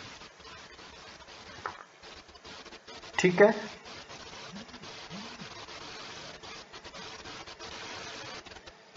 क्लियर है ना?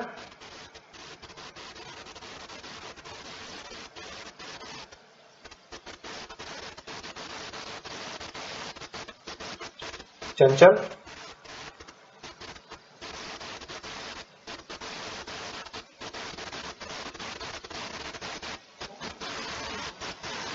बातें समझ पा रहे हैं ना आप लोग? ठीक है ना?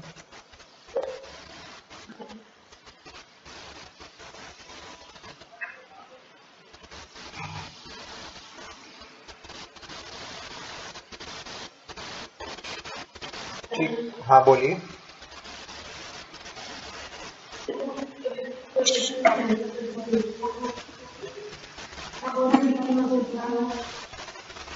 क्या कह रहे हो?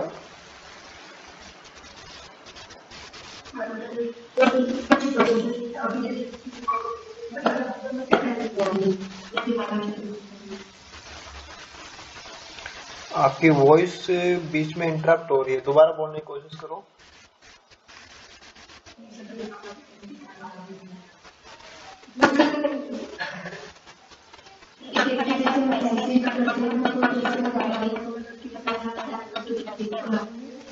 हाँ,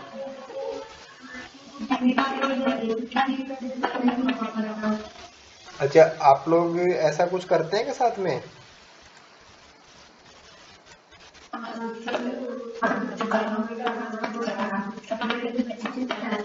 अच्छा, आप ठीक है, ठीक है। आपने लिखा है कि अगर C3 साइकिल का लास्ट प्रोडक्ट क्या है,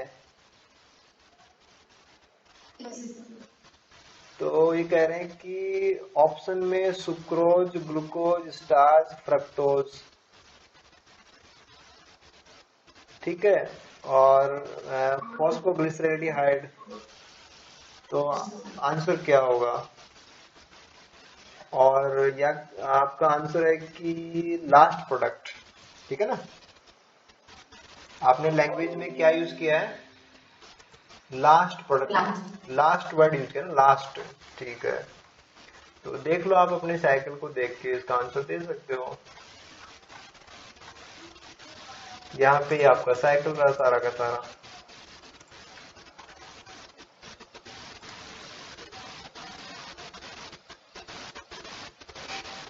तो क्या आंसर आएगा कि C3 साइकिल का लास्ट प्रोडक्ट क्या है?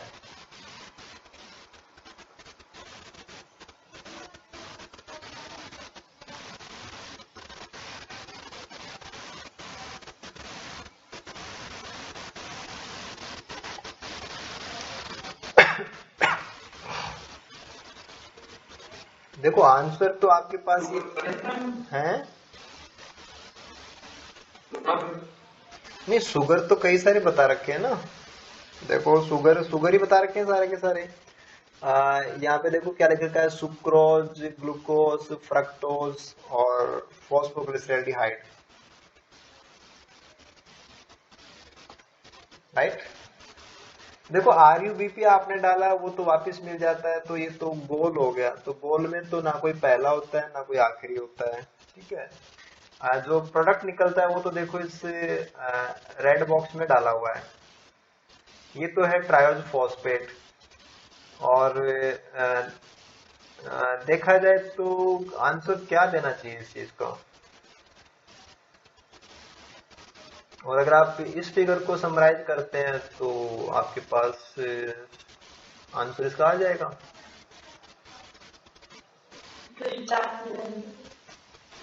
Sucrose, sucrose, starch. और एक एंगल से अगर आप देखें ना, एक एंगल से देखें तो यहाँ पे जो प्रोडक्ट बनता है वो तो केवल यही है, ग्लिसरेल्डिहाइड 3 फॉस्फेट, राइट। और आप यहाँ देखेंगे तो यहाँ भी वही है, ट्रायोज फॉस्फेट, दिस वन। वो उससे आगे की बात नहीं हो जाएगी, क्योंकि आपका साइकिल जब चलता है तो उसमें से निकलता है तो ट्रायोज फॉस्फेट ही है। आगे ट्रायोज फॉस्फेट फिर हेक्सोस के लिए काम आ जाते हैं, तो वो तो कार्बोहाइड्रेट सिंथेसिस है, उसका आगे उसका फॉर्मेशन है, फॉर्मेशन ऑफ वो आप सुक्रोज ले सकते हैं, फॉर्मेशन ऑफ स्टार्च ले सकते हैं, तो वो आगे का पार्ट हो जाएगा। आंसर इसका यही रहेगा। तो आपका जो आंसर आना चाहिए वो ये आना चाहिए, ग्लिसरेल्डिहाइड 3 फॉस्फेट या ट्रायोज फॉस्फेट, जो भी वहां पे दिया हो, क्योंकि पाथवे से यही बना है। अब इससे आप कुछ और बनाते हैं वो आगे की बात हो जाएगी, वो उसका आगे का संश्लेषण हो जाएगा, ठीक है।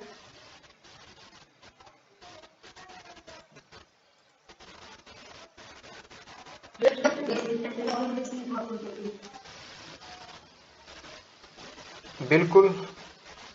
और नेट के अकॉर्डिंग देखा जाए कि ओवरऑल इसका नेट रिजल्ट क्या आया, तो वहां तो हमने इसको फ्रक्टोज दिखाया।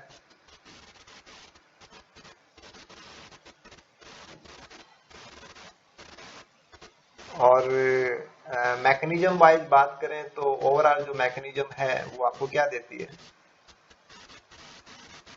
कि सिंगल था, वो तो था ही नहीं ना, ये 6 के मल्टीप्लाई में अपने ऑपरेट कराया था इसको। तो 6 के मल्टीप्लाई में ऑपरेट कराएंगे तो बात वही आएगी कि आपके पास 6 कार्बन जमा होंगे। और प्लांट्स की बात करें तो प्लांट्स के अंदर जो बनता है दैट इज फ्रक्टोज, ना तो यहाँ पे सुक्रोज ग्लूकोज ये नहीं है, ये इससे बाद में बनाए जा सकते हैं, ये इंटर कन्वर्ट करके बनाए जा सकते हैं।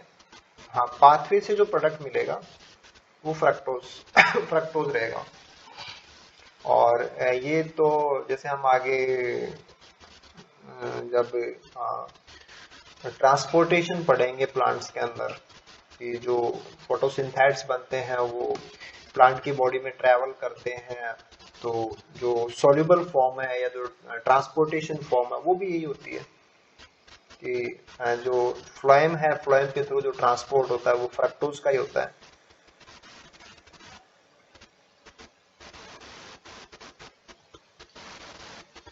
और जो प्लांट शुगर है उसके रूप में भी हम फ्रक्टोज को ही लेते हैं। तो आंसर फ्रक्टोज फ्रक्टोज देना चाहिए अपन को। ये क्वेश्चन कहाँ का है?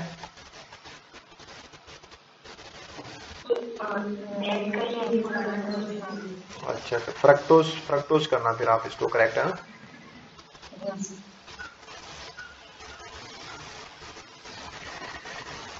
ठीक है, चलो ये बातें हमारी हो गई थी। और इसके बाद में हमें नेक्स्ट डिस्कस करना है कि हमने ये कहा था कि हमारा जो मैन जो हमारा पाथवे है वो पहली इसकी जो स्टेप थी उसमें रुबिस्को एंजाइम काम करता है। और रुबिस्को एंजाइम के पास दो प्रॉपर्टी थी, एक तो कार्बोक्सिलेशन का जो हमने C3 में उसको ले लिया था, दूसरा काम होता है ऑक्सीजनेशन का,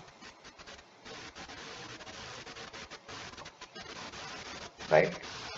तो एक ही प्रोटीन है लेकिन वो अलग अलग कंडीशन में दो प्रकार के काम कर सकती है। जब ये वाला वर्क करती है तब तो हम कार्बन को जोड़ रहे होते हैं, वो C3 साइकिल हमने डिस्कस कर ही लिया। और जब वो ऑक्सीजनेशन करती है तो जो पहला स्टेबल कंपाउंड बनता है वो 2 कार्बन का बन जाता है, इसलिए हम उसको C2 साइकिल के रूप में ले लेते हैं। और एक्चुअल में ऑक्सीजनेशन में ऑक्सीजन ऐड होती है, कार्बोक्सिलेशन में CO2 ऐड होती है। तो CO2 का जुड़ना बायोमास को बढ़ाने जैसा है, ठीक है ना। इससे सिंथेसिस हो रहा है, सिंथेसिस हो रहा है तो आप इसको एनाबोलिज्म बोल सकते हैं, ये कुछ बड़ा बन रहा है। और जब ऑक्सीजन जुड़ती है तो वो एक प्रकार का रेस्पिरेशन है, ऑक्सीडेशन है, तो इसमें कुछ कमी हो रही होती है, तो वो कैटाबोलिज्म जैसा है, बायोमास उसमें डिक्रीज होता है। तो पौधे को बायोमास बढ़ाना चाहिए ना कि गिराना चाहिए। तो रुबिस्को को कार्बोक्सिलेशन करना चाहिए ना कि ऑक्सीजनेशन करना चाहिए। तो फिर ऑक्सीजनेशन ये करता क्यों है, और अगर ऑक्सीजनेशन ये करता है तो ऑक्सीजनेशन में होता क्या है और उस साइकिल में क्या चीजें हैं, ये हम यहाँ पे डिस्कस करेंगे। ओके, कि the C2 oxidative photosynthetic carbon cycle है ये, जिसको नॉर्मली आप C2 साइकिल बोल सकते हैं, फोटो रेस्पिरेशन भी बोल सकते हैं, इसी का नाम है फोटो रेस्पिरेशन। कि लाइट की प्रेजेंस के अंदर ऑक्सीजन कंज्यूम होती है, रेस्पिरेशन में ऑक्सीजन कंज्यूम होती है और लाइट की प्रेजेंस में ये हो तो नॉर्मली तो हम रेस्पिरेशन प्लांट्स भी करते हैं, एनिमल्स भी करते हैं, सभी करते हैं। उससे ये अलग है क्योंकि ये लाइट वाला जो मैकेनिज्म है उसमें ऑक्सीजन कंज्यूम हो रही है, इसलिए हम उसको फोटो रेस्पिरेशन बोल रहे हैं। तो an important property of rubisco is the ability to catalyse both, कि वो कार्बोक्सिलेशन भी कर सकता है और ऑक्सीजनेशन भी कर सकता है, सबस्ट्रेट उसका वही रहेगा। यानी कि वो RUBP के ऊपर CO2 भी जोड़ सकता है और वो इसके ऊपर O2 भी जोड़ सकता है। अगर वो CO2 जोड़ता है तो आप कहेंगे कि वो कार्बोक्सिलेशन कर रहा है, अगर वो CO2 जोड़ता है तो आप कहें O2 जोड़ता है तो आप कहेंगे कि वो ऑक्सीजनेज वाला काम कर रहा है, राइट। तो एक ही प्रोटीन है, उसका सबस्ट्रेट भी वही है, लेकिन उसके साथ दो प्रकार के काम किए जा सकते हैं। Oxygenation is the primary reaction in a process known as photorespiration because photosynthesis and photorespiration work in diametrically opposite direction। क्योंकि जैसे हम बात करें कि फोटोसिंथेसिस में कार्बन जमा होता है और रेस्पिरेशन में कार्बन CO2 के रूप में निकलता है। कार्बोक्सिलेशन के अंदर तो क्या है, कार्बन ऐड होता है, और रेस्पिरेशन के अंदर कार्बन का लॉस होता है। तो दोनों रिवर्स हो गए कि रेस्पिरेशन में कार्बन की हानि होती है और फोटोसिंथेसिस में कार्बन है वो जमा होता है। तो दोनों अपोजिट हैं, दो काम करता है, दोनों काम उसके रिवर्स हैं, एक दूसरे के रिवर्स होते हैं। तो जब भी फोटो रेस्पिरेशन होगा, photo respiration results in loss of CO2, और जब कार्बोक्सिलेशन होता है तो गेन ऑफ CO2 होता है from cells that are simultaneously fixing CO2 by the Calvin cycle. तो जब C3 चलता है तो कार्बन जमा हो रहा होता है, और जब C2 चलता है तो कार्बन है वो खत्म हो रहा होता है। तो दोनों एक दूसरे के रिवर्स हो रहे होते हैं ना। तो एक कार्बन जमा करना यानी कि बायोमास का बढ़ना, और एक कार्बन को लॉस करना यानी कि बायोमास का डिक्रीज होना। तो हम यहाँ पे ये प्रॉपर पाथवे कैसे रन करता है उसको डिस्कस करेंगे। देखिए, जो CO2 का फिक्सेशन है यानी कि C3, and the photo respiration जिसको आप ऑक्सीजनेशन कह रहे हैं दैट इज C2, दोनों कंपीटिंग रिएक्शन है। कंपीटिंग रिएक्शन का मतलब कि कंपीटिंग का मतलब ये होता है कि जब रिक्वायरमेंट सेम हो और किन्हीं दो को सेम रिक्वायरमेंट हो तो वो उस पर्टिकुलर थिंग के लिए compete करते हैं। तो कुछ उसी प्रकार से हम इसको समझेंगे। The incorporation of one molecule of oxygen into 2,3 indole isomer of ribulose 1,5 biphosphate generate an unstable intermediate that rapidly split into 2-phosphoglycolate and 3-phosphoglycerate। देखिए C3 में क्या हुआ था। C3 में आपने RUBP जो 5 कार्बन का था उसमें एक CO2 आपने जोड़ा, और आपके पास अनस्टेबल कंपाउंड 6 कार्बन का बना था, वो बाद में स्प्लिट करके 3 कार्बन के 2 स्केलेटन हमारे पास आ गए थे। ये C3 का मामला था, राइट। और C2 साइकिल जिसको हम फोटो रेस्पिरेशन कह रहे हैं उसमें क्या होगा कि RUBP काम में आएगा, दैट इज ऑफ 5 कार्बन, और ऑक्सीजन काम में आता है। ऑक्सीजन के अंदर कोई कार्बन नहीं है, राइट। तो 5 कार्बन का ही एक कंपाउंड हमारे पास है, वो चेंज हो जाएगा, अनस्टेबल है वो। दिस इज 2,3 एन एंडोल आइसोमर है ये, यानी कि जब इसके साथ O2 जुड़ जाता है तो ये इंटरमीडिएट कंपाउंड बनेगा, और फिर ये टूट जाता है। ये 5 वाला टूट जाता है, जैसे 6 वाला टूट रहा था वैसे 5 वाला टूट जाता है। एक तो इसमें 2 कार्बन का टुकड़ा है और एक इसमें 3 कार्बन का है। 3 कार्बन वाला तो वही है 3-फॉस्फोग्लिसरेट, वो तो यहाँ भी बनता है। ये 2 वाला कौन है, ये यहाँ का डिफरेंट कंपाउंड हो गया। This is two phosphoglycolate. तो जो 2-फॉस्फोग्लाइकोलेट बनता है ये 2 कार्बन का कंपाउंड है, दिस इज ऑफ 2 कार्बन। तो पहला जो कंपाउंड बन रहा है वो 2 कार्बन का है, इसलिए हम इसको C2 साइकिल। जैसे C3 में पहला कंपाउंड 3 कार्बन का था, यहाँ पे वो जो 2 फॉस्फोग्लाइकोलेट बनता है वो 2 ही कार्बन का है, तो वहां से हम इसका जो नोमेनक्लेचर है C2 वो ला रहे हैं। द एबिलिटी कि ऐसा होता क्यों है या ऐसा करता क्यों है, the ability to catalyse the oxygenation of ribulose 1,5 bisphosphate is a property of all Rubisco.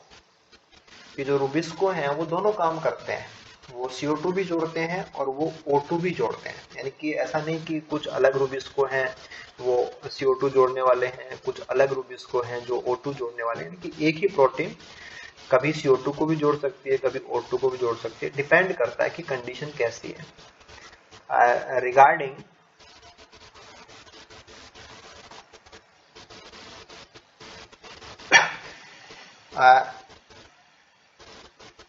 regardless of taxonomic origin,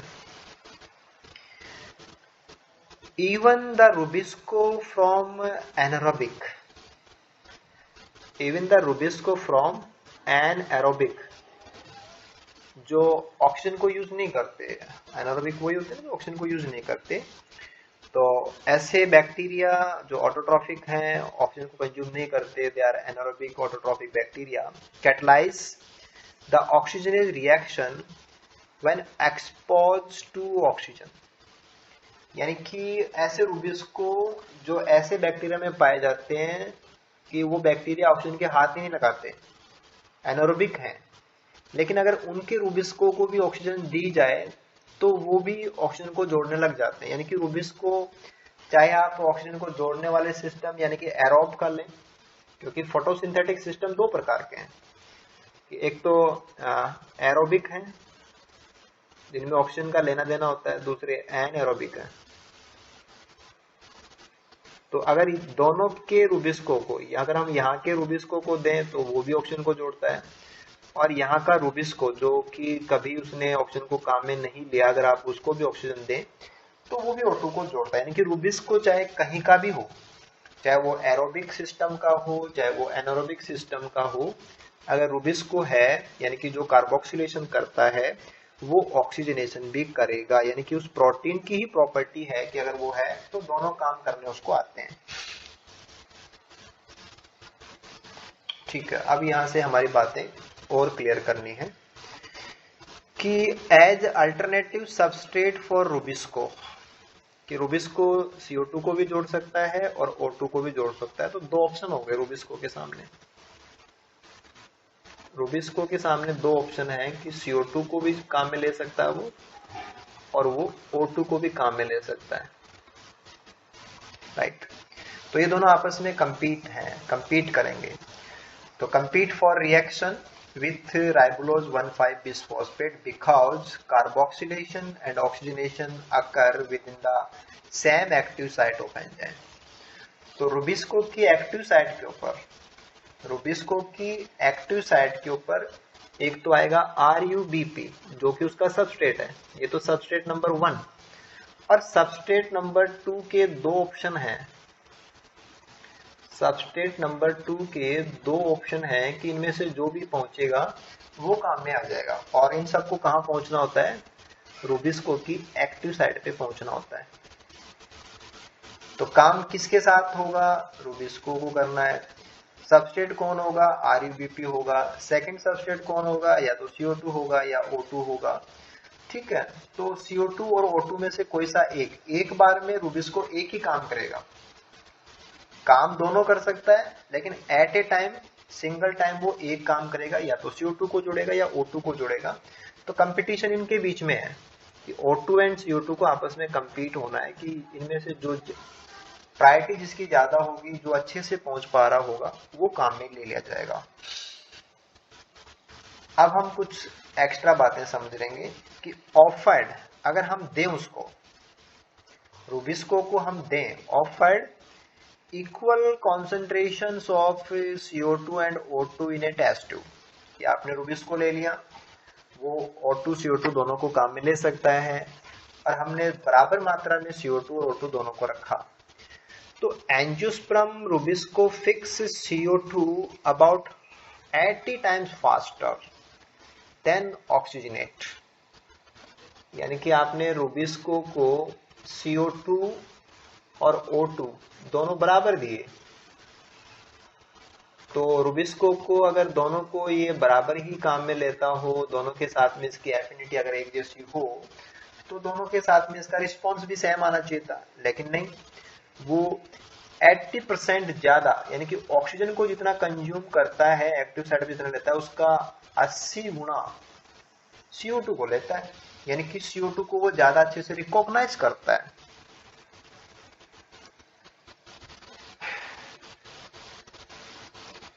तो देखिए रुबिस्को एक एंजाइम हो गया ना,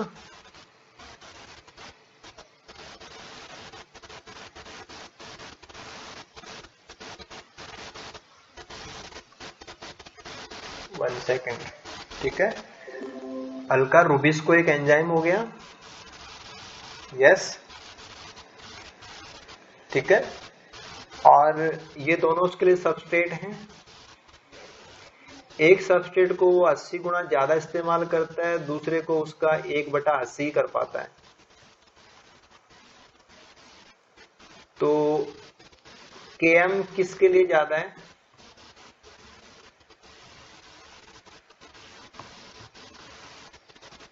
CO2 या O2?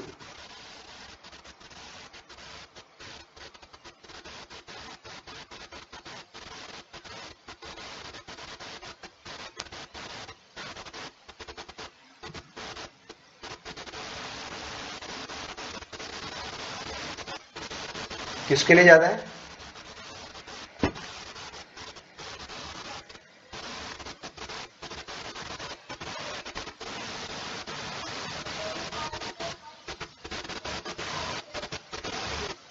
आपकी वॉइस नहीं पहुंच पा रही है, आप मैसेज कर दीजिए, टाइप कर दो।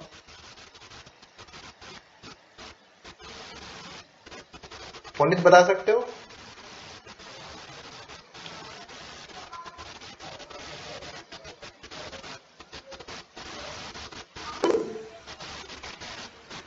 देखिए बात ऐसी थी कि रुबिस्को CO2 को 80 गुना ज्यादा काम में लेता है और ऑक्सीजन को कम काम में लेता है। रुबिस्को की एक्टिव साइड के ऊपर CO2 80 गुना ऑक्सीजन जितना जुड़ता है उसकी 80 गुना CO2 जुड़ती है, यानी कि रुबिस्को CO2 को ज्यादा अच्छे से कंज्यूम करता है और ऑक्सीजन को कम अच्छे से कंज्यूम करता है। तो रुबिस्को की ऑक्सीजनेज और कार्बोक्सिलेशन रिएक्शन के Km को अगर आप कंपेयर करें तो कौन सा Km हाई होगा?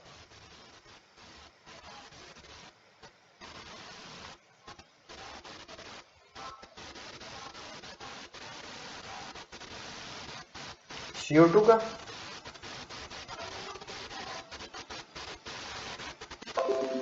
देखो जहां उसने ज्यादा यूज किया, आप ये कह रहे हैं कि हमारा एंजाइम CO2 को ज्यादा यूज करता है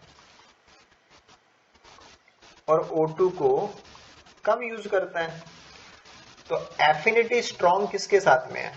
स्ट्रॉन्ग एफिनिटी यहां पे है, स्ट्रॉन्ग एफिनिटी इसके साथ में है और इसके साथ में वीक एफिनिटी है कि वो उसको कम जानता है। तो स्ट्रॉन्ग एफिनिटी होने पे Km कैसा होता है? लो, और वीक एफिनिटी होने पे Km कैसा होता है? हाई। तो जब उसने CO2 को ज्यादा यूज किया है तो CO2 के लिए Km कैसा होगा? लो, और जब उसने ऑक्सीजन को कम यूज किया है तो ऑक्सीजन को वो कम जानता है, तो Km का मतलब क्या होता है? रिकॉग्निशन होता है। तो आपने कहा कि Km ज्यादा, इसका मतलब रिकॉग्निशन उसका कैसा होना चाहिए? कम होना चाहिए। रिवर्स होता है ना कि सबस्टेट के कितने मॉलिक्यूल्स के ऊपर हाफ Vmax प्राप्त हो जाएगा, उसके अकॉर्डिंग आप Km की कॉन्सेप्ट को, जो माइकलिस मेंटन कांस्टेंट है, उसको आप डिफाइन करते हैं ना। तो जहां स्ट्रॉन्ग एफिनिटी होती है वहां पे Km छोटा होता है और जहां पे वीक एफिनिटी होती है वहां पे Km बड़ा होता है। तो हमारा रुबिस्को CO2 को ज्यादा जानता है, अच्छे से जानता है, 80 गुना ज्यादा जानता है जितना ऑक्सीजन को जानता है। तो ऑक्सीजन को कम जानता है, CO2 को उसका 80 गुना ज्यादा जानता है। तो एफिनिटी CO2 के साथ बड़ी है, तो थोड़ा सा भी CO2 होगा तो उसको कंज्यूम कर लेगा, यानी कि जब तक CO2 है वो CO2 को कंज्यूम करेगा, ऑक्सीजन के हाथ भी नहीं लगाएगा। हाँ, ऑक्सीजन अगर बहुत ज्यादा हो जाए और CO2 अगर कम हो जाए तो वो उसके हाथ लगाएगा। समझ पा रहे हैं?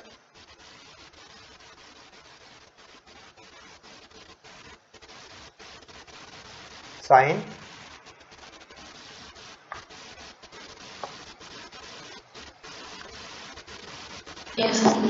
ठीक है। तो आप पे मतलब किसी भी एंगल से अगर कोई बात पूछी जाए तो हाँ, हम उसका कंक्लूजन निकाल सकते हैं ना। ठीक है। तो however an aqueous solution in equilibrium with air at 25 degree centigrade has a CO2 O2 ratio। वो कितना है? 0.0416। रेशियो का मतलब CO2 की कॉन्सेंट्रेशन क्या है, उसको आप O2 की कॉन्सेंट्रेशन से डिवाइड कर देंगे तो रिजल्ट आपका कितना आ रहा है?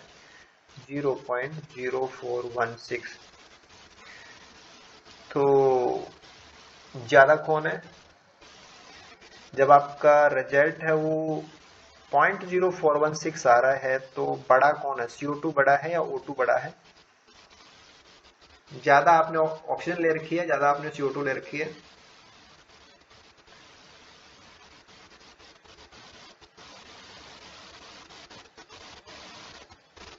अगर दोनों बराबर होते तो रिजल्ट आपका 1 आता, और रिजल्ट आपका 1 से छोटा आ रहा है तो ऊपर वाला पार्ट बड़ा है या नीचे वाला पार्ट बड़ा है? पुनित,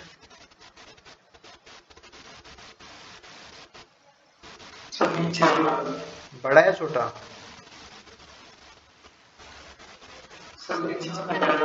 हाँ, ये मोर है और इसकी वैल्यू लेस है। तो जब आप छोटी संख्या को बड़ी संख्या से डिवाइड करेंगे तो रिजल्ट आपका 1 से छोटा आएगा। ठीक है। एट दीज कॉन्सेंट्रेशन, कि जब CO2 कम हो और ऑक्सीजन बहुत ज्यादा हो, रेशियो हमारा ये आ रहा हो, carboxylation in air outruns oxygenation by scant 3:1। यानी कि जब हमारा रेशियो ये होता है तो कार्बोक्सिलेशन इन एयर आउटरन्स, आउटरन क्या होता है? पीछे निकाल देना या पीछे छोड़ देना, ऑक्सीजनेशन। यानी कि यहां तक ये जो हालत होती है कि ऑक्सीजन इतना ज्यादा हो, CO2 इतना कम हो, तब भी कार्बोक्सिलेशन है वो ज्यादा हो रहा होता है। यानी कि कार्बोक्सिलेशन है वो हो रहा होता है और ऑक्सीजनेशन है वो नहीं हो रहा होता है। यानी कि अगर थोड़ा सा भी CO2 होगा, आपने हालांकि Km से भी इस बात को जस्टिफाई कर सकते हो, एफिनिटी CO2 के साथ में बहुत बड़ी है, इससे भी आप जस्टिफाई कर सकते हो, और CO2 O2 का रेशियो 0.0416 हो, तब भी हमारा जो कार्बोक्सिलेशन है वो ऑक्सीजनेशन को पीछे छोड़ चुका होता है। राइट। यानी कि थोड़ा सा भी CO2 होगा तो हाथ हमारा एंजाइम CO2 को लगाता है, ना कि O2 को लगाता है। The C2 oxidative phosphor synthetic जो कार्बन साइकिल है, act as a scavenger. Scavenger का मतलब जो हटाना होता है। Operation to recover fixed carbon lost during photorespiration by the oxygenase reaction of rubisco, कि द 2-फॉस्फोग्लाइकोलेट, जो कि पहला स्टेबल कंपाउंड यहां बनता है, form in the chloroplast by oxygenation of RuBP, is rapidly hydrolyzed to glycolate in a specific chloroplast phosphatase। कि जैसे ही हमारा 2-फॉस्फोग्लाइकोलेट बनेगा तो ये 2-फॉस्फोग्लाइकोलेट हाथों हाथ हटा दिया जाता है। ठीक है ना। इज हाइड्रोलाइज्ड टू ग्लाइकोलेट, यानी कि उसका फॉस्फेट उसमें निकल जाता है। सब्सिक्वेंट जो रिएक्शंस होंगी, मेटाबॉलिज्म का पार्ट होगा of the glycolate, involve the cooperation of 2 other organelle, जिसमें कि प्रोक्सिसोम और माइटोकॉन्ड्रिया भी इस्तेमाल होते हैं। ठीक है, आप इसको यहाँ इस प्रकार से समझ सकते हैं।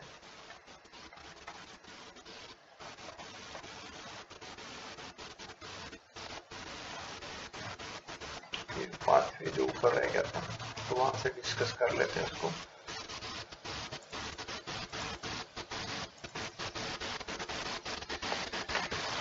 देखिए स्टार्टिंग ये आपका क्लोरोप्लास्ट है, राइट, और क्लोरोप्लास्ट में ही हमारे पास क्या है, राइबोलोज 1,5 बाइफॉस्फेट यानी कि RUBP। और RUBP के साथ में काम होना था CO2 का एडिशन, लेकिन हो क्या रहा है, ऑक्सीजनेशन हो रहा है उसका।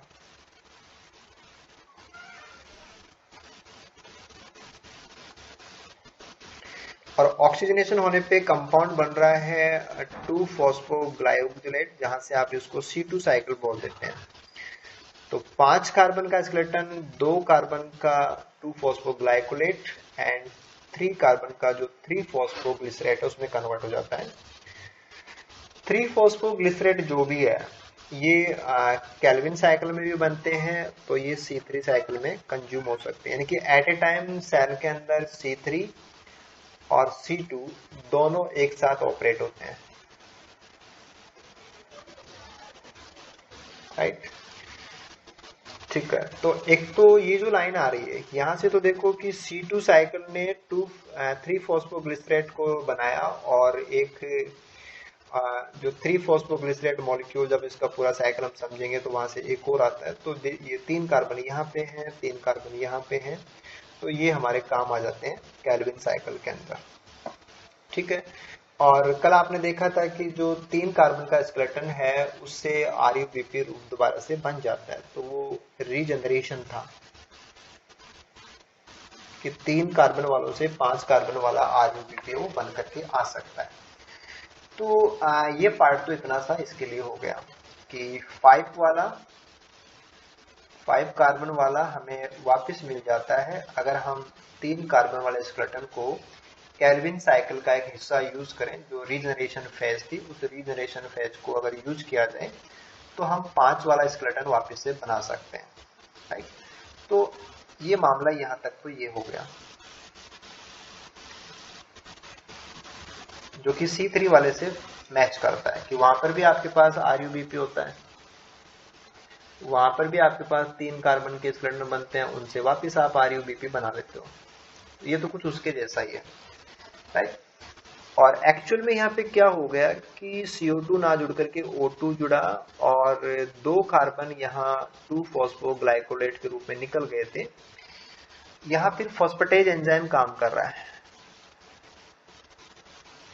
और फॉस्फेटेज एंजाइम क्या करेगा, इसके फॉस्फेट को निकाल देगा, तो ये कन्वर्ट हो जाएगा ग्लाइकोलेट के अंदर। तो पहले इससे 2-फॉस्फोग्लाइकोलेट बना था, और 2-फॉस्फोग्लाइकोलेट से फिर ग्लाइकोलेट बना। ये ग्लाइकोलेट क्लोरोप्लास्ट से जाता है प्रोक्सीसोम को, इसमें 3 ऑर्गेनेली पार्टिसिपेट कर रहे हैं। तो ग्लाइकोलेट कहाँ चला गया, प्रोक्सीसोम को। प्रोक्सीसोम के अंदर फर्दर इसका ऑक्सीडेशन हो रहा है, और ये ग्लाइऑक्सिलेट में कन्वर्ट हो गया, और ग्लाइऑक्सिलेट से बाद में इसका एमिनेशन है। एमिनेशन को आप ऐसे समझें कि जो ग्लूटामेट है ये एक अमीनो एसिड है, इसका अमीनो ग्रुप जब ग्लाइऑक्सिलेट को मिलेगा तो ग्लाइऑक्सिलेट कन्वर्ट हो जाएगा ग्लाइसिन में। तो ग्लाइसिन और ग्लाइऑक्सिलेट में अमीनो ग्रुप का डिफरेंस है, और ये अमीनो किसका है, ग्लूटामेट का है। तो ग्लूटामेट ने अपना अमीनो किसको दिया, ग्लाइऑक्सिलेट को दिया, और दोनों ने जुड़कर क्या बनाया, ग्लाइसिन बनाया। और ये ग्लाइसिन प्रोक्सीसोम का लास्ट प्रोडक्ट है, ये फिर माइटोकॉन्ड्रिया में चला जाता है। नेक्स्ट कौन है, माइटोकॉन्ड्रिया, ठीक है। मीनवाइल और क्या होता है कि ग्लाइकोलेट जब ग्लाइऑक्सिलेट में कन्वर्ट होता है तो यहाँ पे प्रोक्साइड बनते हैं। H2O2 कौन है, प्रोक्साइड। और चूंकि ये ऑर्गेनली है प्रोक्सीसोम, तो प्रोक्सीसोम्स के अंदर प्रोक्सीडेज एंजाइम्स पाए जाते हैं जो प्रोक्साइड्स को डिटॉक्स करते हैं। हाइड्रोजन प्रोक्साइड एक टॉक्सिक कंपाउंड होता है, और उसको वापस स्प्लिट करना कि जो H2O2 है इसको स्प्लिट करके H2O एंड मॉलिक्यूलर ऑक्सीजन में कन्वर्ट करना। तो अगर आप इसके 2 मॉलिक्यूल लेंगे तो यहाँ पे 2H2O एंड ये क्या हो जाएगा, O2 हो जाएगा। तो ये कन्वर्जन है इसका कि जो प्रोक्साइड बनते हैं वो प्रोक्साइड वापिस से O2 एंड H2O में तोड़ दिए जाते हैं, क्योंकि जो प्रॉक्सीडेज एंजाइम्स हैं वो प्रॉक्सीसोम में पाए जाते हैं। तो यहाँ पे प्रॉक्सीडेज एंजाइम का भी रोल है कि प्रॉक्साइड्स भी बनते हैं, लेकिन प्रॉक्साइड हार्मफुल तो है, लेकिन उन हार्मफुल कंपाउंड्स को प्रॉक्सीडेज एंजाइम क्या करते हैं, डिटॉक्स कर देते हैं। ठीक है, ऑक्सीजन रीयूज हो जाती है और H2O नॉन टॉक्सिक है, ये इससे कोई प्रॉब्लम नहीं होती। अल्टीमेटली जो ग्लाइसिन बना था वो माइटोकॉन्ड्रिया में जाता है, और माइटोकॉन्ड्रिया में जाने के बाद जो पर्टिकुलर जो डिहाइड्रोजनेज एंजाइम्स हैं, वो डिहाइड्रोजनेज एंजाइम यहाँ के H+ को निकालेंगे, NADH बनेगा, इसका अमीनो ग्रुप इसमें से रिमूव हो जाता है। ग्लाइसिन में अमीनो है, इसका अमीनो ग्रुप इसमें से निकल जाता है और ये कन्वर्ट हो जाएगा सेरिन में, राइट। तो एक्चुअल में यहाँ पे CO2 रिलीज होती है। CSIR के क्वेश्चंस में ये बात पूछी जाती है कि फोटो रेस्पिरेशन में आपने O2 को जोड़ा था क्लोरोप्लास्ट में, O2 को आपने यहां जोड़ा था, O2 का एडिशन है क्लोरोप्लास्ट में, और CO2 रिलीज कहां होती है, माइटोकॉन्ड्रिया में, जैसे कि रेस्पिरेशन में होती है रिलीज, राइट। तो कार्बन का जो लॉस था वो कार्बन का लॉस यहां पे हुआ, राइट। और अब हमारा जो स्केलेटन था वो कन्वर्ट हो गया है, राइट, ये कन्वर्ट हो चुका है सेरिन में। सेरिन रीबैक होता है, सेरिन यहां से वापस जाएगा प्रॉक्सीसोम को, ये सेरिन यहां पहुंच गया, और फिर सेरिन का जो अमीनो ग्रुप है वो इसमें से वापस निकल जाएगा, और सेरिन कन्वर्ट हो जाएगा हाइड्रोक्सी पायरुवेट में, और इसका सेरिन से जो अमीनो निकलेगा वो अल्फा कीटो ग्लूट्रेट, जो कि एक 5 कार्बन स्केलेटन है, उसके ऊपर जुड़ जाएगा। तो अल्फा कीटो ग्लूट्रेट के ऊपर जब आप अमीनो ग्रुप जोड़ते हैं तो उससे ग्लूटामेट बन जाता है। ये हमने ट्रांसएमिनेशन में पहले भी बायोकेमिस्ट्री में डिस्कस किया था, तो हम ये भी जानते हैं पहले से। तो सेरिन का अमीनो निकलेगा और अल्फा कीटो ग्लूट्रेट को वो जब मिलेगा तो अल्फा कीटो ग्लूट्रेट कन्वर्ट हो जाएगा ग्लूटामेट में, और ग्लूटामेट वापिस अपना अमीनो इसको देता रहता है, और ये इस प्रकार से चलता रहता है, राइट। एक तो इसकी साइक्लिंग हो गई कि ग्लूटामेट से अमीनो निकला और अल्फा कीटो में दोबारा से जुड़ गया, तो एंटर करके वो माइटोकॉन्ड्रिया से होता हुआ वापस प्रॉक्सीसोम में आ जाता है अमीनो ग्रुप, ठीक है। देन आफ्टर जो हाइड्रोक्सी पायरुवेट बना, ये हाइड्रोक्सी पायरुवेट बाद में कन्वर्ट हो जाता है ग्लिसरेट में। यहाँ पर भी डिहाइड्रोजनेज एंजाइम्स का रोल है जो NADH को इस्तेमाल करते हैं, और अल्टीमेटली जो कंपाउंड है वो बनेगा ग्लिसरेट, और ये ग्लिसरेट फिर फर्दर क्लोरोप्लास्ट को ट्रांसफर हो जाएगा, और फिर ग्लिसरेट के ऊपर जब काइनेज काम करेंगे, ये काइनेज एंजाइम है, और जब काइनेज एंजाइम काम करेंगे तो ATP का फॉस्फेट इन पे जोड़ दिया जाएगा, और ये 3-फॉस्फोग्लिसरेट में कन्वर्ट हो जाएंगे। और जो 3-फॉस्फोग्लिसरेट है वो बाद में हमने देखा था कि रीजनरेशन ऑफ RUPP उसके लिए काम में आते रहते हैं। तो एक तो हमारा ये डिस्कशन हो गया कि हमने यहाँ 2 कार्बन निकाले थे, ये 2 कार्बन का था, ये हमने निकाले थे, और इनमें से हमारे पास जो 1 कार्बन है वो यहाँ पे लॉस्ट हो गया, CO2 के रूप में वो रिलीज हो गया। इसके अलावा और इसमें अगर हम देखें तो अल्फा कीटो ग्लूट्रेट जो कि एक TCA का इंटरमीडिएट होता है, तो ये ग्लूटामेट में कन्वर्ट हो जाए।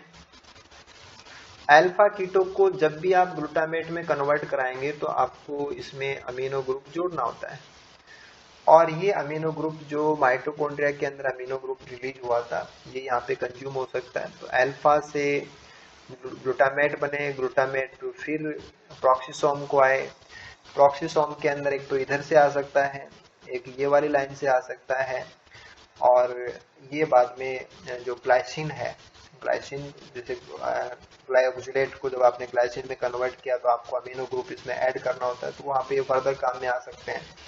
और ऐसे ही जैसे एक तो ये आप इस लाइन के अकॉर्डिंग बैलेंस कर रहे थे, और आप अगर ग्लूटामेट वाली इस लाइन से आप अमीनो देते हैं तो आपको अल्फा कीटोग्लूटामेट इसमें से वापस निकल जाएगा, तो ये उसका एक सीट चल सकता है, राइट। तो अल्टीमेटली बात ये थी कि जब बात आती है फोटो रेस्पिरेशन की, तो क्लोरोप्लास्ट में क्या होता है कि जो रूबिस्को है वो एक डिफरेंट काम करने लग जाता है, और वो है O2 का एडिशन। और O2 का एडिशन जब वो करेगा तो अल्टीमेटली यहाँ पे क्या होता है कि जो 2-फॉस्फोग्लाइकोलेट है ये बन रहा होता है, और ये बाद में ग्लाइकोलेट में कन्वर्ट हो जाता है, और बाद में अल्टीमेटली जो O2 रिलीज होती है वो जाकर के होती है माइटोकॉन्ड्रिया में। और बाकी इसमें अलग अलग कंपाउंड्स हैं, वो ट्रांसएमिनेशन की बातें भी हैं, ट्रांसपोर्ट की बातें भी हैं, वो सब साथ में यहाँ पे ऐड रहेंगी। तो अल्टीमेटली अगर हम इसको समराइज करें तो ऐसा कुछ था कि रूबिस्को की एक प्रॉब्लम थी कि वो जब ऑक्सीजनेज वाला वर्क करता है तो वो हमारे कार्बन को जोड़ने की बजाय कार्बन को निकालने लग जाता है। और ये कार्बन लॉस जैसे माइटोकॉन्ड्रिया में CO2 रिलीज होती है, जस्ट लाइक रेस्पिरेशन है, जस्ट लाइक रेस्पिरेशन है। तो हमारा जो स्केलेटन था वो जुड़ने की बजाय अब टूट रहा होता है, तो दिस इज ए लॉस, तो कार्बन लॉस है एक प्रकार का।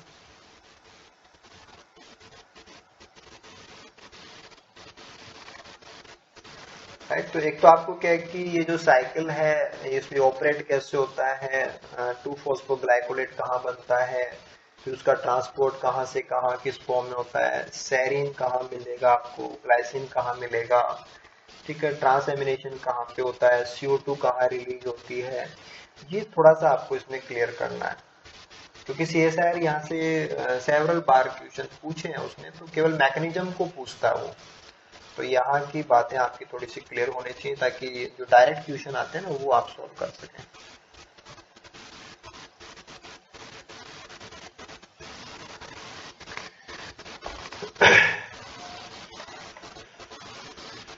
ये इसका समराइजेशन है कि रिएक्शन यहाँ पे ये सारी रिएक्शन है वो प्रोसीड होती है जो हमने यहाँ पे डिस्कस की थी। रिएक्शंस को तैयार करने का कोई मतलब नहीं है, और आफ्टर ऑल इसमें होता क्या है, ठीक है ना, ओवरऑल रिएक्शन को आप कैसे समझ सकते हैं वो यहाँ पे था कि 2 ग्लाइकोलेट बनते हैं। जब आप 2 ग्लाइकोलेट लेते हैं इसका मतलब आपने 2 साइकिल ले लिए, और ग्लूटामेट काम में आ जाएगा, O2 काम में आ जाएगी, ग्लिसरेट बन जाएगा, अल्फा कीटोग्लूटामेट बन जाएगा, NH4+ आयंस रिलीज होते हैं और CO2 रिलीज होता है। ये था कि CO2 रिलीज होती है और यही कार्बन लॉस है।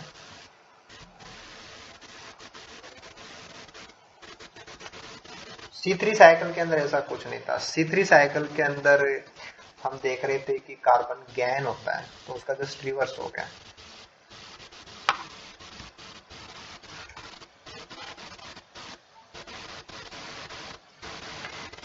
ठीक है, कर सकते हैं इसको तैयार।